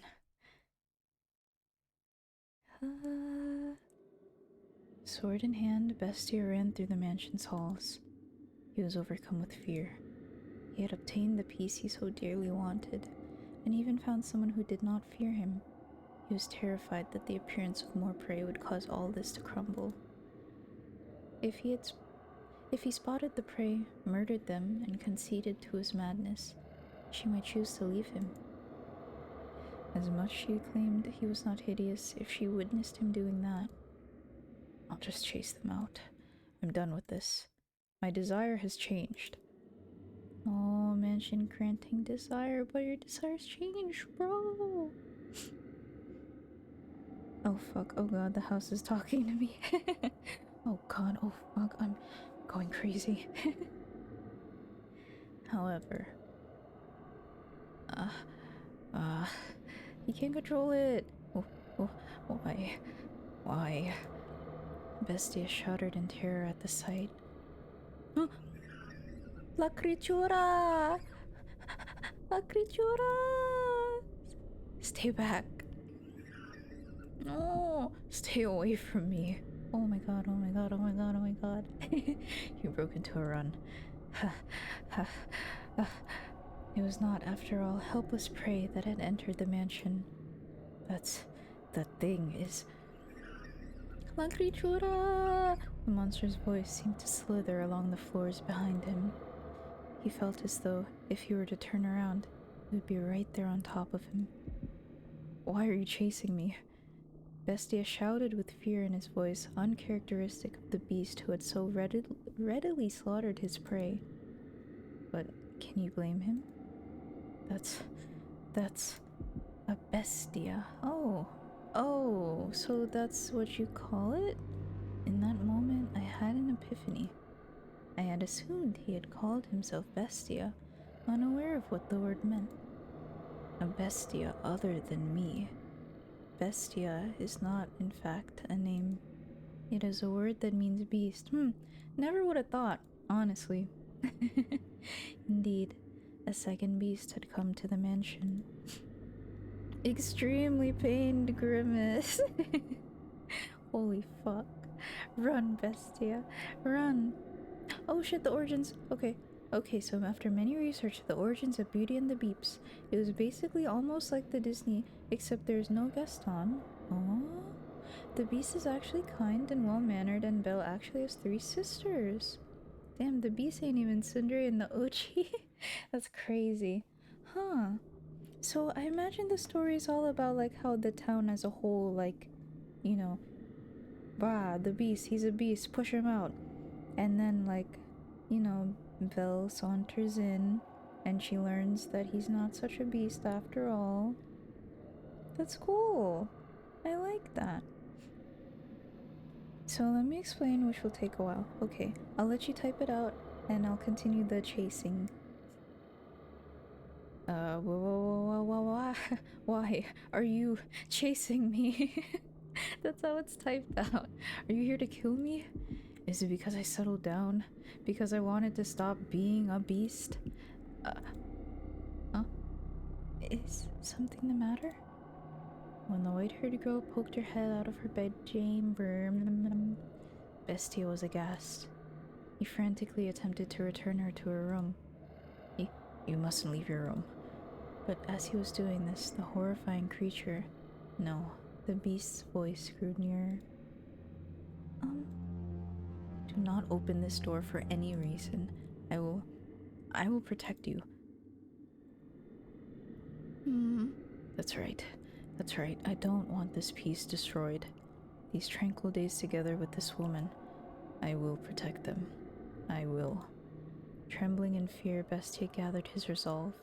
He pointed his sword, which until then had only been used to torment others, at the second beast. Now, he would wield his blade to protect the person he cared about. This was the same beast who had killed and killed and killed to satisfy his own primal desires. I will not let you destroy this. I will protect it from you. From a rational point of view, the things he was saying and feeling were rather idealistic, but Bestia was desperate. He did not want to lose this peace. Before long, the beast, the one chasing him, appeared from within the darkness. Grrr. La criatura.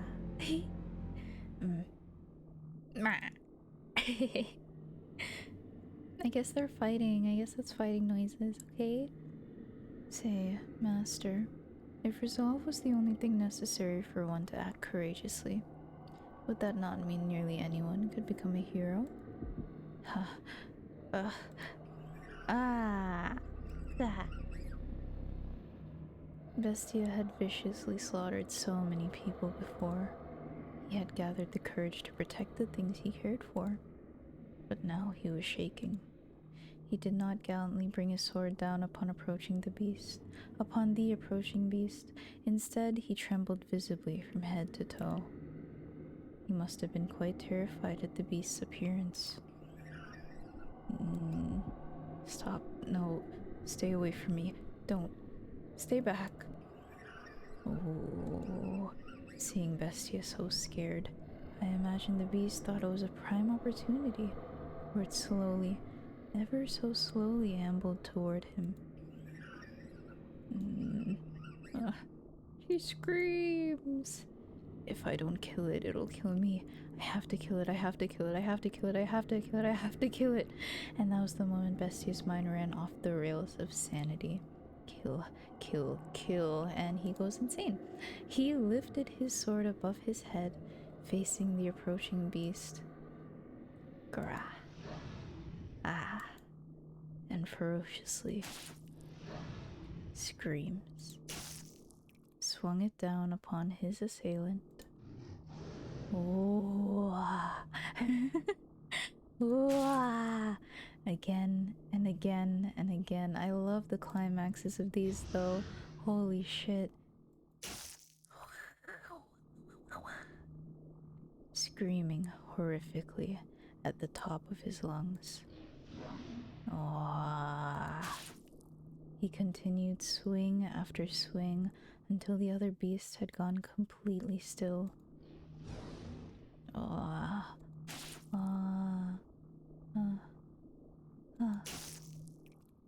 Before long, copious volumes of fresh blood stained the corridor. At some point, the other beast had stopped moving and sunken into a pool of its own lifeblood. I did it. I did it. I killed it. I killed the other bestia.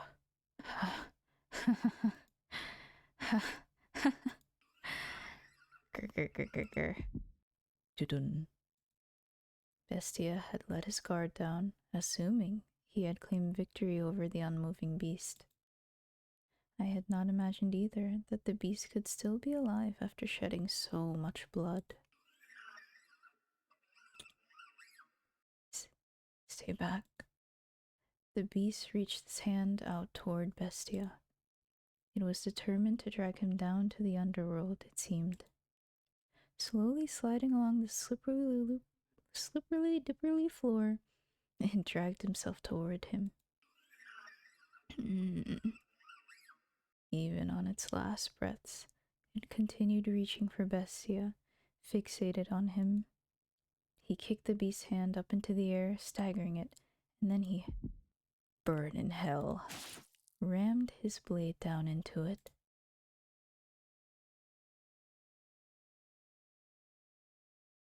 Bestia's fear-stricken expression was hardly that of a knight who had just saved the maiden. Nevertheless, he had indeed eradicated the other beast. Oh, man. That was good. That was great. Meanwhile, she's in the room like, damn. Y'all hear something?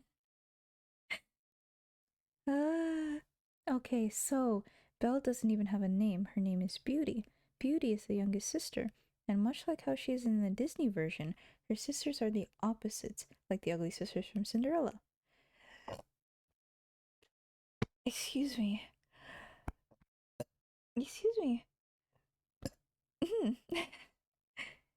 Dear Dad.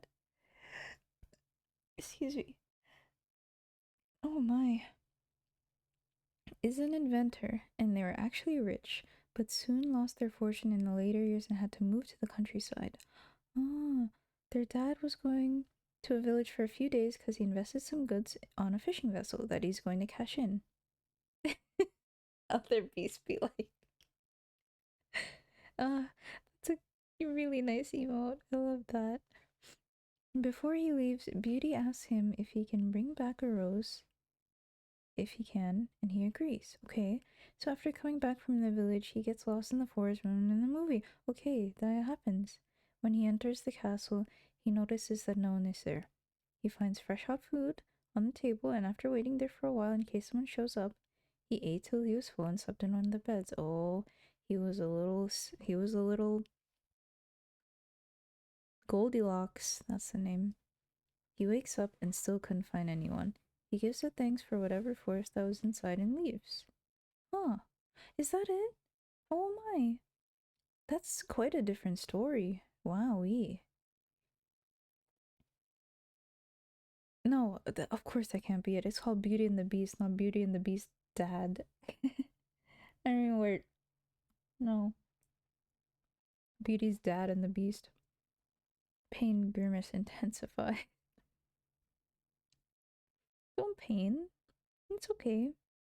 He ends up in a garden and there he saw a rose.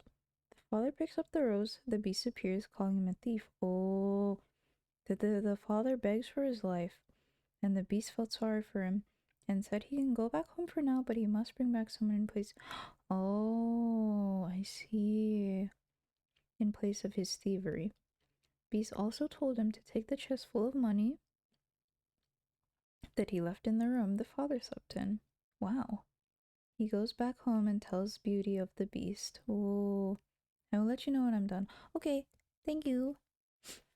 It's so, ooh, I see. So it's kind of like different, obviously.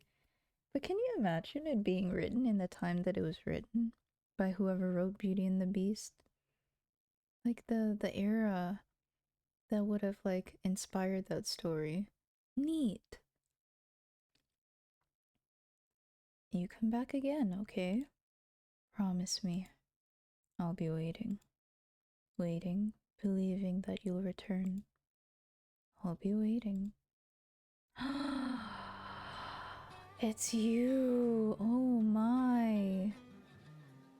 Oh my! I forgot her voice because it's in Filipino.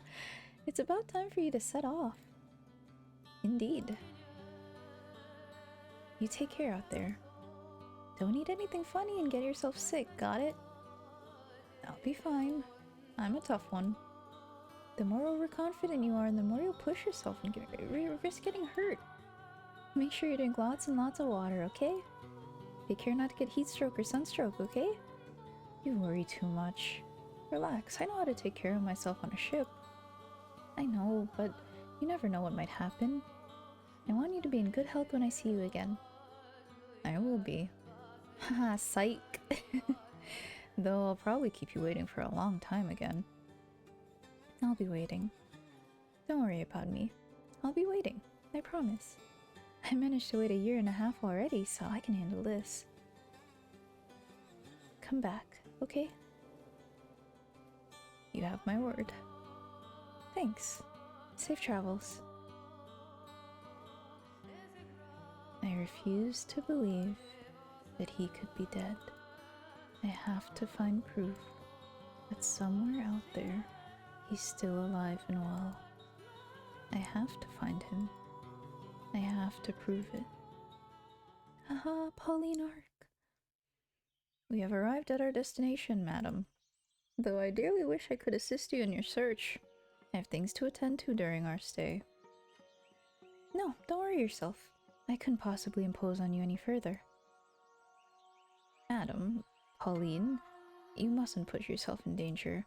Should anything happen to you, your mother would be devastated. I wonder if Mom's mad. No, she's probably sad. Her sorrow is expansive as the Albufera wetlands, as deep as the ocean into which the sun sets. And it's all my fault. But don't worry, I'll be fine.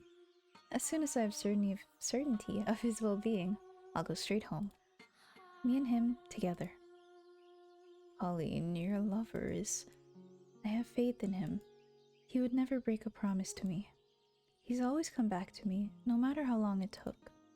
A man like that wouldn't just suddenly disappear on me. There's been a mistake, and I have to prove it. I have to be the one to do it, because he'll remain gone unless I see it with my own eyes. I wonder who you inherited your stubbornness from. What? Nothing. An acquaintance of mine lives in this village. I shall be staying with him. I'll let him know about you. He should gladly welcome you into his home. Thank you, Orlando. You've been such a big help. Pauline. 1 month. You search for 1 month, and if you haven't found him, you come home with me. Will you promise me that? You are her only daughter. Okay. Good. To tell you the truth, I regret bringing you with me. What I should have done is dragged you back home. I couldn't bear to see you like that, Pauline. It was like I was looking at her when she was younger. Orlando... Anyway, 1 month. Understood? Yes. Don't worry, a month will be plenty. I will find him before the month is up. The sleepy seaside village is on the small side, but from what I've been told, it used to have a flourishing fishing industry. Now though, it's like there's a fog hanging over everything. That's not too surprising, I suppose.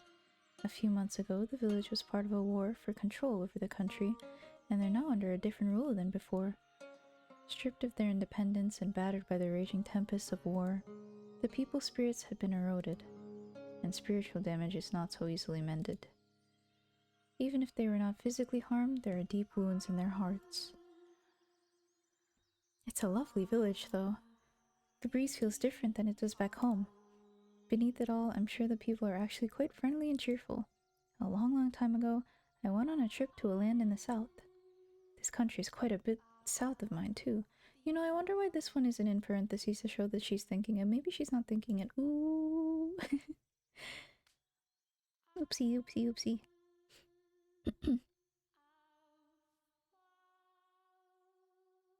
Oh no, I read it wrong. The chest is for the father to leave that is valuable to him so he can come back. Ah. Oh, okay, okay, okay. Hi, Levi, Attack on Titan. That is him. Pain Grimace because he's gone. Well, that's unfortunate. Sure is. Actually, I should just read the Beauty and the Beast thing all in one go, so that's what I'll do. People blessed with lots of sunlight are bound to be warm at their core. Say, Orlando. Yes? May I take a look around the village? I don't see why not. The sun's still up. I'll need some time to catch up with my acquaintance, so I suppose this is as good as a proper opportunity as any. Do you know where to find me, madam? Yes.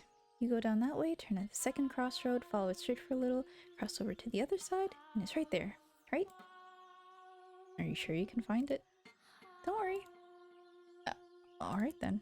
You're planning to stay within the village today, right? I'll see you in a little bit then.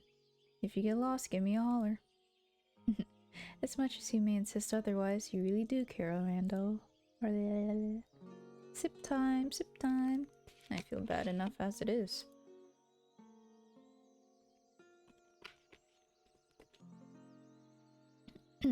Please don't take advantage of me.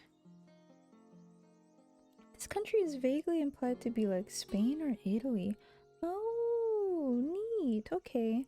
I have no idea where the blonde kids are from, though. Maybe like England.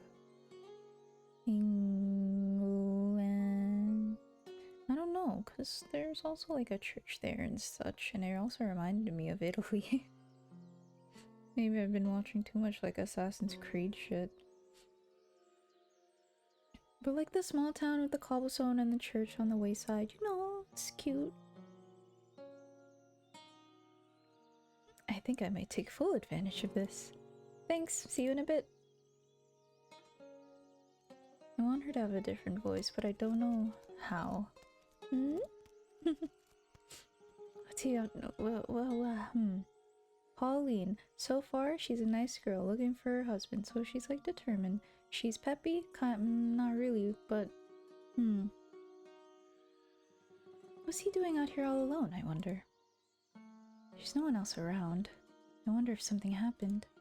Would it seem odd if I tried talking to him? Wouldn't want to get labeled as suspicious on my first day here.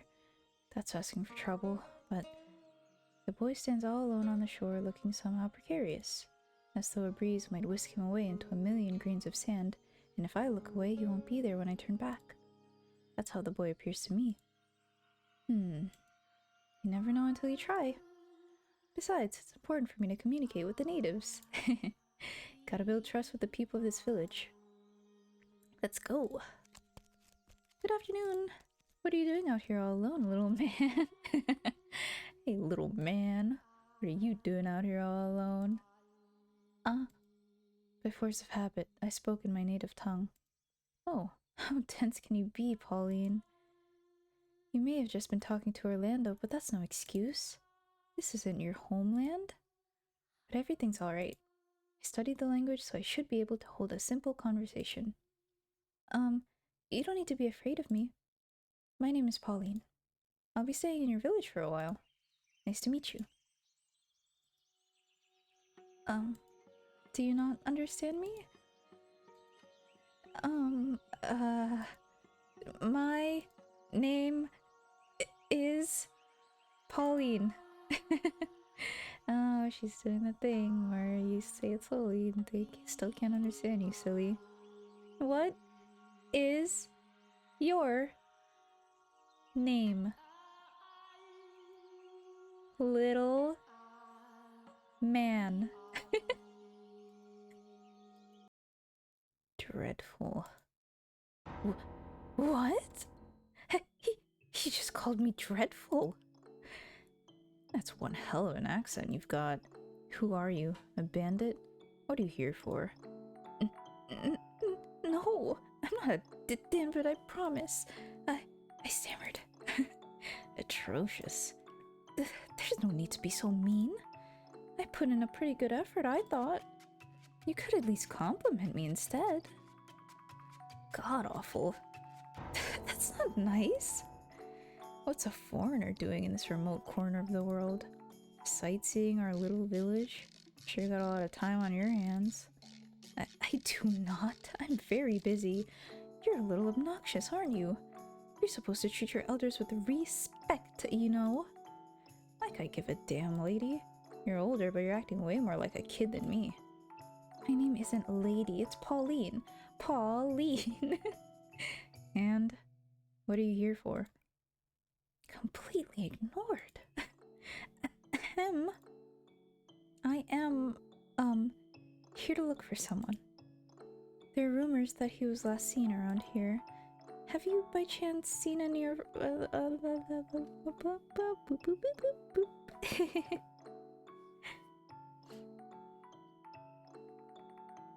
Oh, this kid does kind of look depressed as fuck though. I kind of give him a voice. Oh, also hi Trim! Welcome, welcome. Happy meeting you. I know we have just met, so hiya. Super late for me, so I'm gonna pass out here if that's okay. Good night. Thanks for stopping by. I'm not sure if you were lurking the whole time, but I'm happy to see it. Yay! If it's late for you, then this is a good thing to fall asleep to. But maybe not this girl. She's very peppy. Have you by chance seen any, well, not if I can't read, seen any other foreigners around? Hell if I know. He just won't let me in. I've gotta befriend him first. Of course he's going to be guarded if I just start throwing questions at him. Alright, so you haven't seen him. Then why don't you tell me about yourself? What are you doing out here? Is that any of your business, lady? A boy's out here on the beach all alone. Wouldn't that make you curious? Don't you have any friends? Owie. Maybe he's one of those kids who doesn't have any. Say, if you don't mind, could we be friends? I'm not really familiar with the area, so it'd be nice to have someone with me. What do you say? I don't need any damn friends. And who the hell'd be dumb enough to say, sure, I'll be your friend, to someone they just met?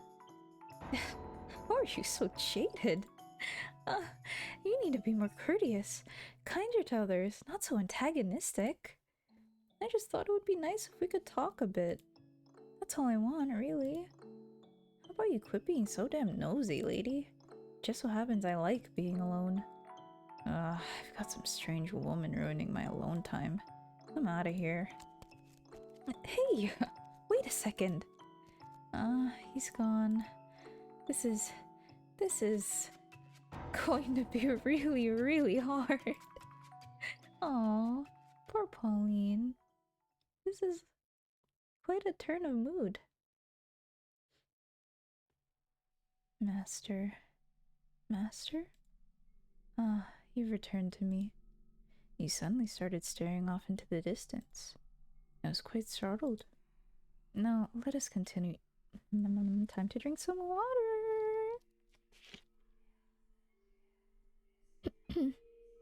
That is a very personal thing to assume, Pauline. You can't just ask people if they have any friends.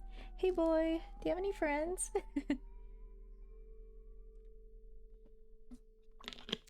I don't, in fact. Damn, thanks for asking. Making me feel bad. Now, let us continue our tale. The mansion's corridor was a horrifically repulsive— oh, we're back here. Repulsive mess. Splatters of fresh beast blood covered the walls, and there was a repugnant odor. Anyone would be compelled to avert their eyes at the sight.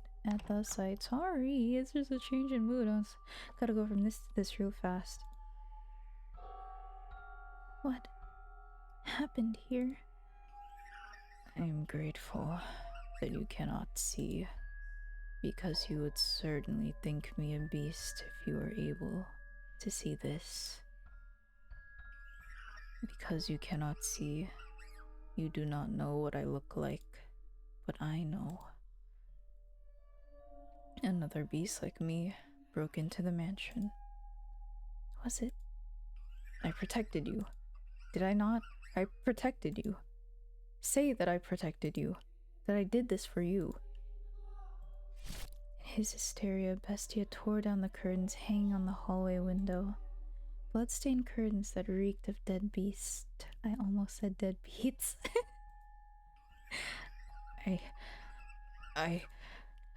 What did he have to be so afraid of, though? He had exterminated the other beasts encroaching upon his territory. I would understand if he had puffed his chest in pride, but far from that. His terror merely intensified. Calm down. The white-haired girl extended her hand for Bestia, but even her gentle, lovingly outstretched fingers evoked fear in his eyes. Oh, instinctively, he feared anything that entered his territory, and then attempted to remove it. And driven by those instincts, he shoved aside the white-haired girl, the one he had said he had wanted to protect. Being without sight, she had no way of reliably catching her balance, and she fell to the floor with a splash. Oh, you fool! You big fool! Oh my god. Oh my god. For she had landed in the pool of blood left by the beast. Red seeped into her clothing, slowly spreading through the fabric. At first it had looked— oh, there was no hat there. At first it looked like she had fallen into a puddle of fresh, bright dye, but before long, the red darkened into a brownish black. I'm sorry, I didn't— no, It's okay. I'm fine. She embraced the panicking beast, softly whispering, shh, shh, as if trying to calm a crying baby. Though Bestia was taller and physically stronger, the white-haired girl was emotionally more stable than he. What has you so frightened? Please, tell me. I promise I will not look down on you, for any reason. All I want is to free you from the depths of your suffering. Sometimes talking about things can lighten the burden they place on you. We have the ability to use words, both you and me. With language, the gift God bestowed upon man, we can communicate our feelings with one another. It's alright. Don't be afraid. Talk to me. Please. Fuck Me Michael is now playing Dead by Daylight. God damn it.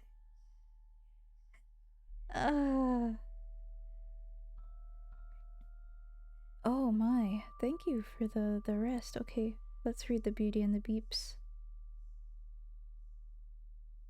So far it's mostly similar except a little bit different. Let's see.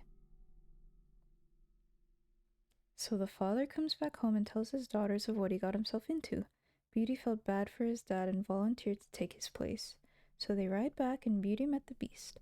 So for a while during their stay there, she found that he wasn't scary but actually was a gentleman. They had nightly dinners and hung out around the castle. Cool. Beast at one point admitted he was very ugly, to which Beauty agrees because she doesn't like lying. Ooh, straight to the point, huh, Beauty? She's got brains and beauty, I know. And that is what Beast liked about her. Oh, cute. Beast proposed to her to be his wife, but Beauty denies it and says that she loves him, but only as a friend. Oh. And after 3 months of staying in the castle... one night, she met a fairy. That's new. And she said that because she was so kind, truthful, and didn't judge him because of looks, she would be granted a wish of any of her choosing. Beauty wished to see her father, and the fairy gave her a small magic mirror. And she can see her father depressed. Damn. Beauty then asked Beast the next morning if she can go and meet her father because she missed him. Beast at first was hesitant on letting her go, but he loved her dearly that she didn't want to see her sad. Okay. So he said to her that she can go, but she must come back after a week because he loves her so much that if she stays longer, it was a sign that she didn't love him and he may die of a broken heart. Man, he kind of was a simp in the OG, huh? You can go, but you gotta come back after a week. I'm gonna cry if you don't come back. Let's see. Where was I? For Beauty to come back, she must put the ring she has on her nightstand and she'll teleport back to the castle. Damn, this is like a video game. She agrees and she leaves, and when she got back home, she finds out that her 3 sisters are married, but they aren't happy with their husbands. When they saw her, they noticed Beauty had nice clothes and jewelry. This made them furious, but they thought that if they can get on her good side, they can hook them up with the riches. So they spent their time with her, and a week had passed. Oh, a week had passed. Oh, shit. Beauty then realized that she had to go, but her sisters refused that she leaves. That night, Beauty puts the ring on, and she appeared in the castle in the next morning. She walks around in the garden and finds the Beast unconscious and was crying. Aww. She realizes that she loves the Beast for who he is and then asks him to marry him, which they did, and broke his curse. Oh. Ending is like the movie, except the fairy turned the sisters into statues to guard the castle until they admit and want to change who they are. That's another moral, huh? Only then would they revert back to their old form. Finish. My fingers hurt. Thank you. That was very good. Damn. That was really... I actually kind of like that better than the OG. Because, yeah, Tale as Old as Time and all, but, like... This one has got, like, layers to it. That's really cool. Thank you for sharing that. Oh. Also, what a name. What a name. What a name. To who? An emotional game. Oh, that name. Oopsie. An emotional game, and then all of a sudden, Fuck Me Michael appears. Oh my god, I'm so... You see, this is the plight of display capture. You see all my Steam notice, because I forgot to turn it off. Man, I feel like we're just a few scenes away from the juicy bits, but I must Paris for the night.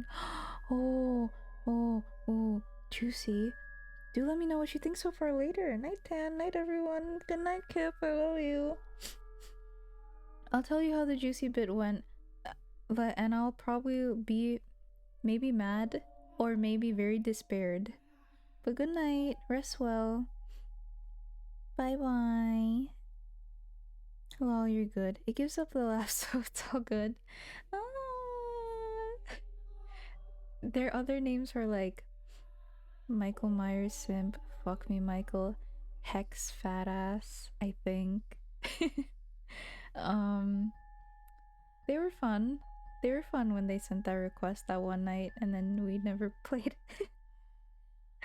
But oh, oh my god, my cookie. Let me finish this, then we can get back.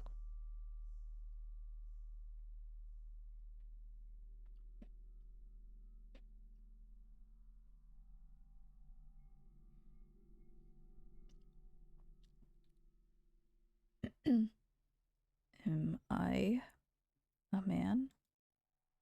That's not his voice. I lost it already. You act as though I am a man. No, you treat me like one. I cannot see you as anything else, as I have said before. Only because you cannot see me. You are the only one who says I am a man. You who are without sight. But I was content with that. You treated me like a man, so I felt as though I had become one. The time I spent with you, I had real peace. I almost forgot that I was a wretched beast. I no longer sought after prey. Prey. Oh, yes. Before you arrived, I murdered dozens of humans. I didn't want you to know that I was such a sinful creature, leaving a long trail of bodies in my wake. But I thought that if I didn't show them my strength, if I didn't force them into submission, then I would never find peace. I was drunk with power. I took great pleasure in it, in slaughtering people. The fear was so overwhelming that you turned the act of killing into one of gratification. You did it to protect yourself. Are you still not going to condemn me? Taking another's life is wrong. Not only does it rob them of their time on this earth, it inflicts great wounds upon those who care about them.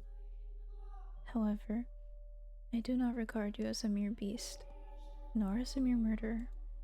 Something made you the way you are. I am almost certain of it. Something. Tell me about yourself. In your words, from your mouth, tell me. When I woke up, I was weak, exhausted, emaciated. I couldn't think clearly or even remember much of anything. I was thirsty, hungry, sore from head to toe. A crowd of people surrounded me. You. This was a long time ago. Well, not so long as to be described as long ago, but it is as far back as my past goes. I sought help from the people around me, but my words did not get through to them. The only thing that came from my mouth were feral howls. They scowled at me and then... Stinking gross. I have no interest in any more trouble. Shall we kill it? Never seen anyone like this before. What is he anyway? Oh, my throat. That hurts.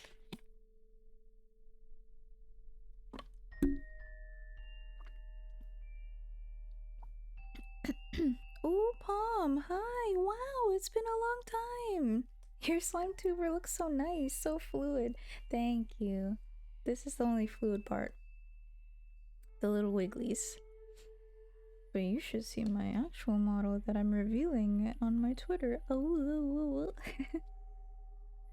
I am doing a model reveal though, like for real. I'm not kidding. Official VTuber na ako. Yo, this makes me want to try this game out and voice Bestia. Dude, you could. Your voice is much lower than mine, I'd imagine. And hi, Palm. Yay! The time difference is hard. It's 4:39 a.m., but let's go. You're here.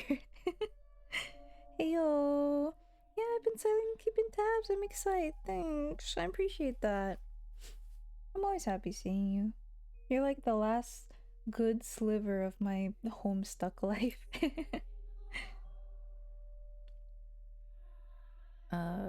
Where was I? Oh, this is just a random guy. A bestia by the looks of it. Bestia. Bestia. Bestia. Bestia. Oh, it was like mocking. I didn't understand what they were saying about me. All I could pick out was the word bestia. The humans brought sticks and fishing poles, with which they poked and prodded me. At first, they probably meant only to chase me out, but before long, their actions began to escalate. Bestia. Bestia. Filthy beast. We ain't got nothing for you. Dirty, nasty thing. Stay back. Hit it. Pound it. He's feeling it. Beat it. Beat the thing. Kill it. Kill it. Kill it. Kill it. Kill it. Die. Oh my. Why should I have to die? I was simply asking for help. If they didn't have food to spare, a glass of water would have been enough. I asked for nothing of them but some relief from my thirst. But the humans would not hear my pleas. My words reached to no one's ears. When they brought weapons and started chasing me around, attempting to kill me, all I could do anymore was run. And as I fled, I saw something. A child pointing to a wild dog covered in mud and shouting, "Bestia." That was when I finally understood. Excuse me. That I was a beast. And that was why the humans wanted to exterminate me. I was neither cattle nor swine, nor fowl of the air, but a vicious beast, the kind of creature that ravaged their fields. And so, you sought to prove your superiority to them, so you would never have to be called a beast or chased out of somewhere again.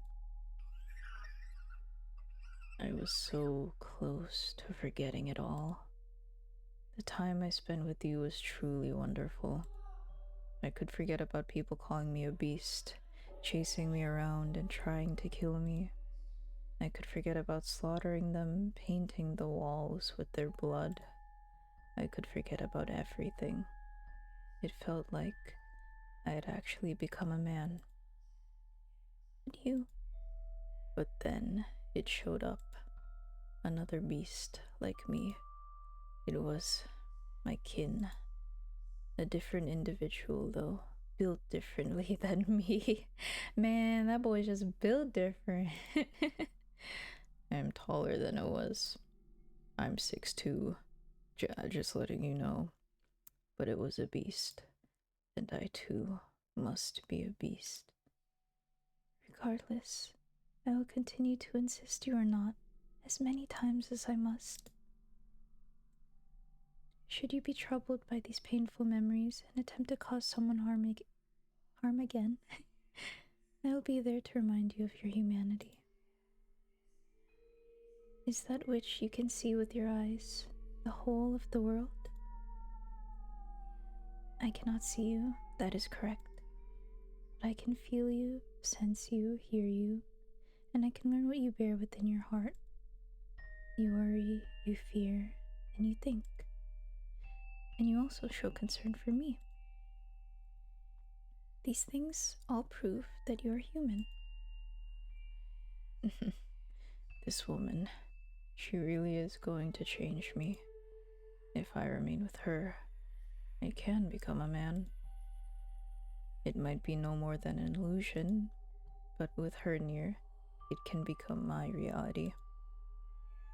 Have you calmed your— that's not you. Have you calmed yourself down some more? The hall needs to be cleaned. So it does. I'll take care of it. You don't need to worry. I was gonna make a joke with this, but I won't do that. Hey, make the joke, it's fine. You should get changed, though. Very well. I believe I care so much for you. Because you resemble me. We are not alike in the slightest. As I've said, you are a beautiful woman. You may compliment my appearance, but no one else ever did. I've been labeled a witch because of the color of my eyes and hair. My eyes, they're red. A beautiful shade of red indeed. A magnificent color like blood. You're the first person to say that about them. Even my mother said my eyes frightened her. Because people called me a witch, I was rarely afforded the opportunity to interact with others, so I grew up mostly alone. As the people outside the mansion called you a beast, so too do the people outside call me a witch. See? We are alike. Do I look like a witch to you? No, you are a beautiful, compassionate human woman. And you are a human man, even if you don't believe it yourself. Yet again, Bestia found himself feeling grateful for the white-haired girl's blindness. For, while he had just managed to put on a smile, tears were also rolling down his cheeks. Joy, bitterness, sorrow, a maelstrom of emotions flowed unbounded from within. But he cried in silence. Bestia shed his tears discreetly, so as not allow the white-haired girl to notice. He looked down upon the floor. A single corpse lay there, and no matter how hard he tried, he could not see it as anything other than a beast. A beast that looked just like him. Alright. Yay! I think that's the stopping point. My voice, I think it feels like I made my Adam's apple lower. I don't know if that's good or not, but I think my throat needs a break. So let's save it. Let's save it here. Yes. And this is Pauline to prove he's alive. Yeah. Yeah. Close your eyes, okay? Close. Good. Alright. Bestia, if you wish to be a man. Wait. Oh, wait. Bestia, if you wish to be a man, follow me to your chambers. Oh. Let us sleep together. But as not. Never mind. I wish I hadn't. A part of me died typing that. Oh, right. Da-dun, da-dun, da-dun, dun, dun, da-dun, dun, dun. Wahoo! Ugh, time for this little slime to take a break. I'm starting to get sleepy, and Tan's voice sounds like a mother reading a bedtime story. Hell yeah. That's good. That's good. Even though it's like 5 p.m., this is like bedtime material.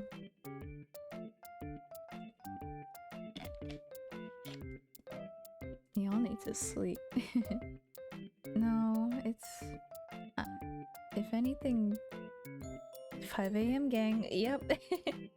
There we go. There's my explanation. It's 3 a.m. over here. Sounds like we all need to sleep, huh? Well... yeah. I think... I know I've been slacking on the schedule, I'm sorry. But I am busy tomorrow because I have my driving test. I'm gonna learn how to drive. Wow. Cool. I hope that it goes well. It's like the test proper, you know? The get behind the wheel, there are people with you. They grade you. Hopefully I don't step too hard on the wheel, you know? Wheel? Gas. Oh, good luck. Thank you. I'll do my best. I'll try and remember to do two turns to go right and one turn to go left. I don't know. The instructor told me like how to turn, but I forgot. Oh, why did I become so small? I was rubbing my eyes.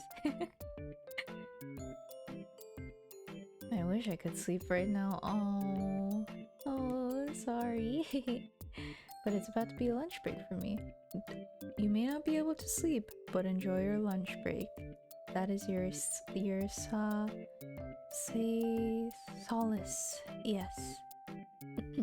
5 p.m. for me right now. Yeah, boy. Yes, he's at work and he watches stream. Oh my god. He's so But if you focus, of course. I don't advocate watching while you're supposed to be doing something else. Maybe if it's just like you know, like this, if it's a listening stream, then it's fine. Can ice cream even reach the pedals? I got legs. I'll show you my leg. Actually, I've been meaning to do a silly edit of this model, but on top of my girl legs, and that's coming out soon. After I sleep and then after I wake up, I'll work on it. I'll remind myself though. Oh yeah, and I also wanted to say a story about Filipino.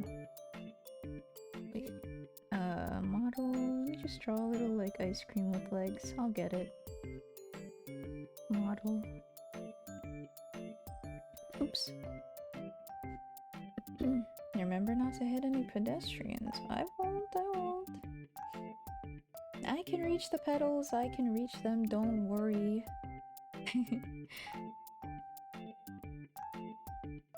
Uh-oh. Whoa. It's like the Miku one. Oh yeah, Miku da yo. I mean, not that one, but the Miku with just her legs for hair. No, her hair for legs. Yeah, just don't get in trouble. I know some workplaces have like screen tracking and like you have to log your stuff and stuff. Just don't get caught. That's all. Yeah, I think I mostly heard the story. Some stuff got lost while I was concentrating. Yeah, no worries. It do be like that. I said that's so weird. It do be like that though. Right, I was gonna say the reason I don't really know how to speak Filipino or translate it well is because in high school and college, I opted to take special Filipino, quote, in which the education's really bad. What's cream? Ooh, that's cute. What's cream? What's ta-tanne? Oh, what was I saying? If your boss asks you what you're doing, just say ice cream. Skin some ice cream. Don't worry. I'm in wireless wireless earplugs, so no one knows anything. Good. The sneaky sneaks. Especially if you have like long hair too and it hides it. The perfect crime. Vehicular manslaughter? More like ice cream at the wheel. You can't eat vehicular manslaughter. There's no joke there, I can't make one. But I was talking about how like the education in special Filipino is so bad for me because in high school, what did I learn? Like verbs? Pang? Nope, I can't even remember what the word for verb is. Pangatin is something maybe? No, it's not really. But we learned like grammar and stuff there. Didn't help. Went to college. It decided to enroll in the special class. Pang-uri. That's right. Yeah. I went to college, got the class because I was 4 and I could like enroll for it, and then What did I learn? Isa, dalawa, tatlo, apat, lima, anim, pito, walo, siyam, sampu. And that's it. That's it, baby. That's all I remember. I really don't remember anything other than the fucking numbers from 1 to 10. Legit though. I'm sure there was like other stuff. Like, oh my god. I can tell you for sure that all the other foreigners too didn't learn shit. But they can speak better than me for sure. I think it's because they hang out with, you know, their friends more and they speak more in Filipino, whereas my friends, like, I don't know why everyone feels obligated to speak English to me when I always tell them, like, no, just speak in Tagalog, it's fine, I can understand, I just can't speak. At least you've learned a few. I don't know if I read that, but yeah, right? I have family who speak Tagalog. Oh yeah, you mentioned, right. I wonder if I should show you the VOD. I mean, show them your VOD. I don't know, would they be... I'm bashful. I mean, if you want to, they can see my very bad, like... Filipino. Tagalog. If they're interested in VTubers as well. I imagine it's very, very weird introducing like a normal person to anime people talking like VTubing in general. It's so hard to explain. They won't judge. That's good. They'd find it cute. Oh. Well then do it. I'm not gonna complain. Do it. Go ahead. Thank you though. I appreciate that. It's so hard to explain, right? Like, I'm glad... I'm happy, actually. I decided last night when I was doing... That wasn't last night, I think. But the night where I did my... Hadn't Time stream, like, before I started, I decided to show my mom and my sister, like, my model. This model and my, like, anime girl model. And they were like, they found it cool and I was really happy. Like, I showed them how Live 2D works and how, look, it opens the mouth when I open my mouth and when I close my eyes, it closes the eye. And they're like, oh, really? Oh my god. And it was cool. I'm so, like, glad that I don't have to jump through hoops to explain what I do anymore. I just say, yeah, I'm streaming. And then they're like, okay. My mom brings me tater tots and it's like, oh, thanks. Oh my god. They're new to VTubing in that case. Ah. What do you do for work? Inner anime noises. I make content. I'm an entertainer. It's called streaming. I tried to tell my uncle, but then he misheard me and thought I said screaming. Yeah, kinda still accurate. On the inside especially. My fam don't know I'm a VTuber. Whoa, I literally have a second life. Wow. You're leading a double life. You're just like Miley Cyrus. Mom caught me watching VTubers. I just switched to porn because it's easier to explain. Bruh. Your joke is from 2011, dude. I'm watching cat girl, she's playing Fall Guys. It's a game. She's a person, but not really she's a cat girl. Mom, I was watching porn. Boomer jokes, but I love them. They do be. It gotta love them. Oh boy, 3 hours! Man, I said I was tired, but I guess not.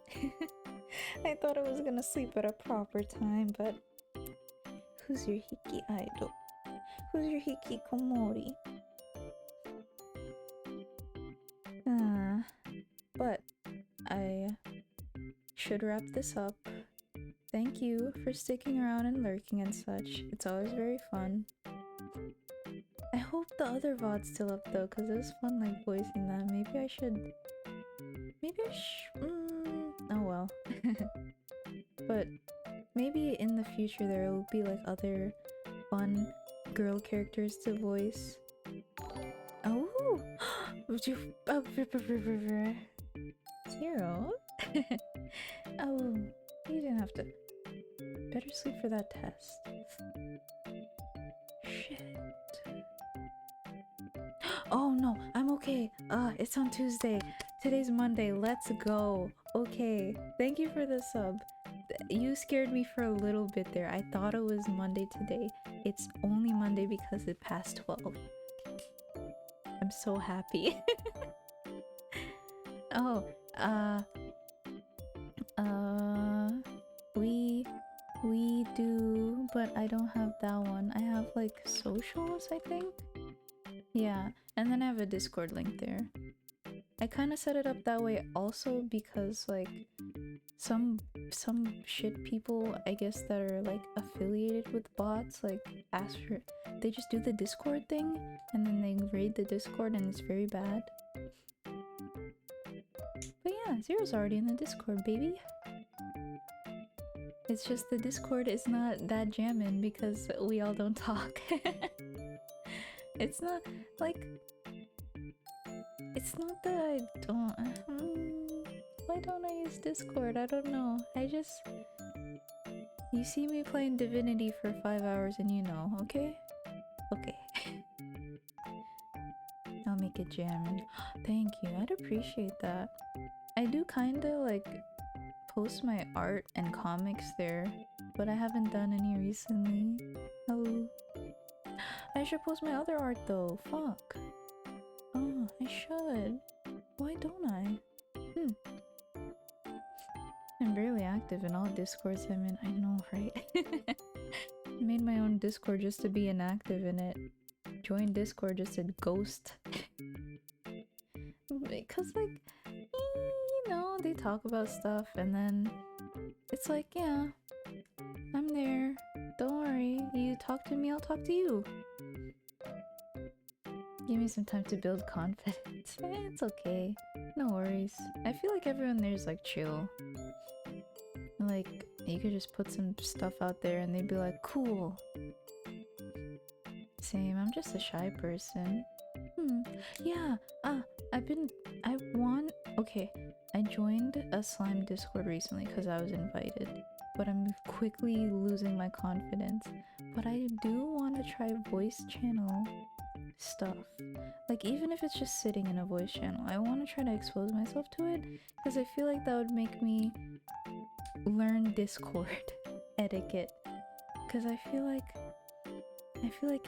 it's evolving so fast. I'm not the teen that I once was, that I can spend all my hours on Discord chatting with my friends. You know? Before, I would like spend the whole day in the group chat, not even lying. The whole fucking day. Like just looking at it, chatting with one other person, looking at it, chatting if I had anything relevant to say, looking at it.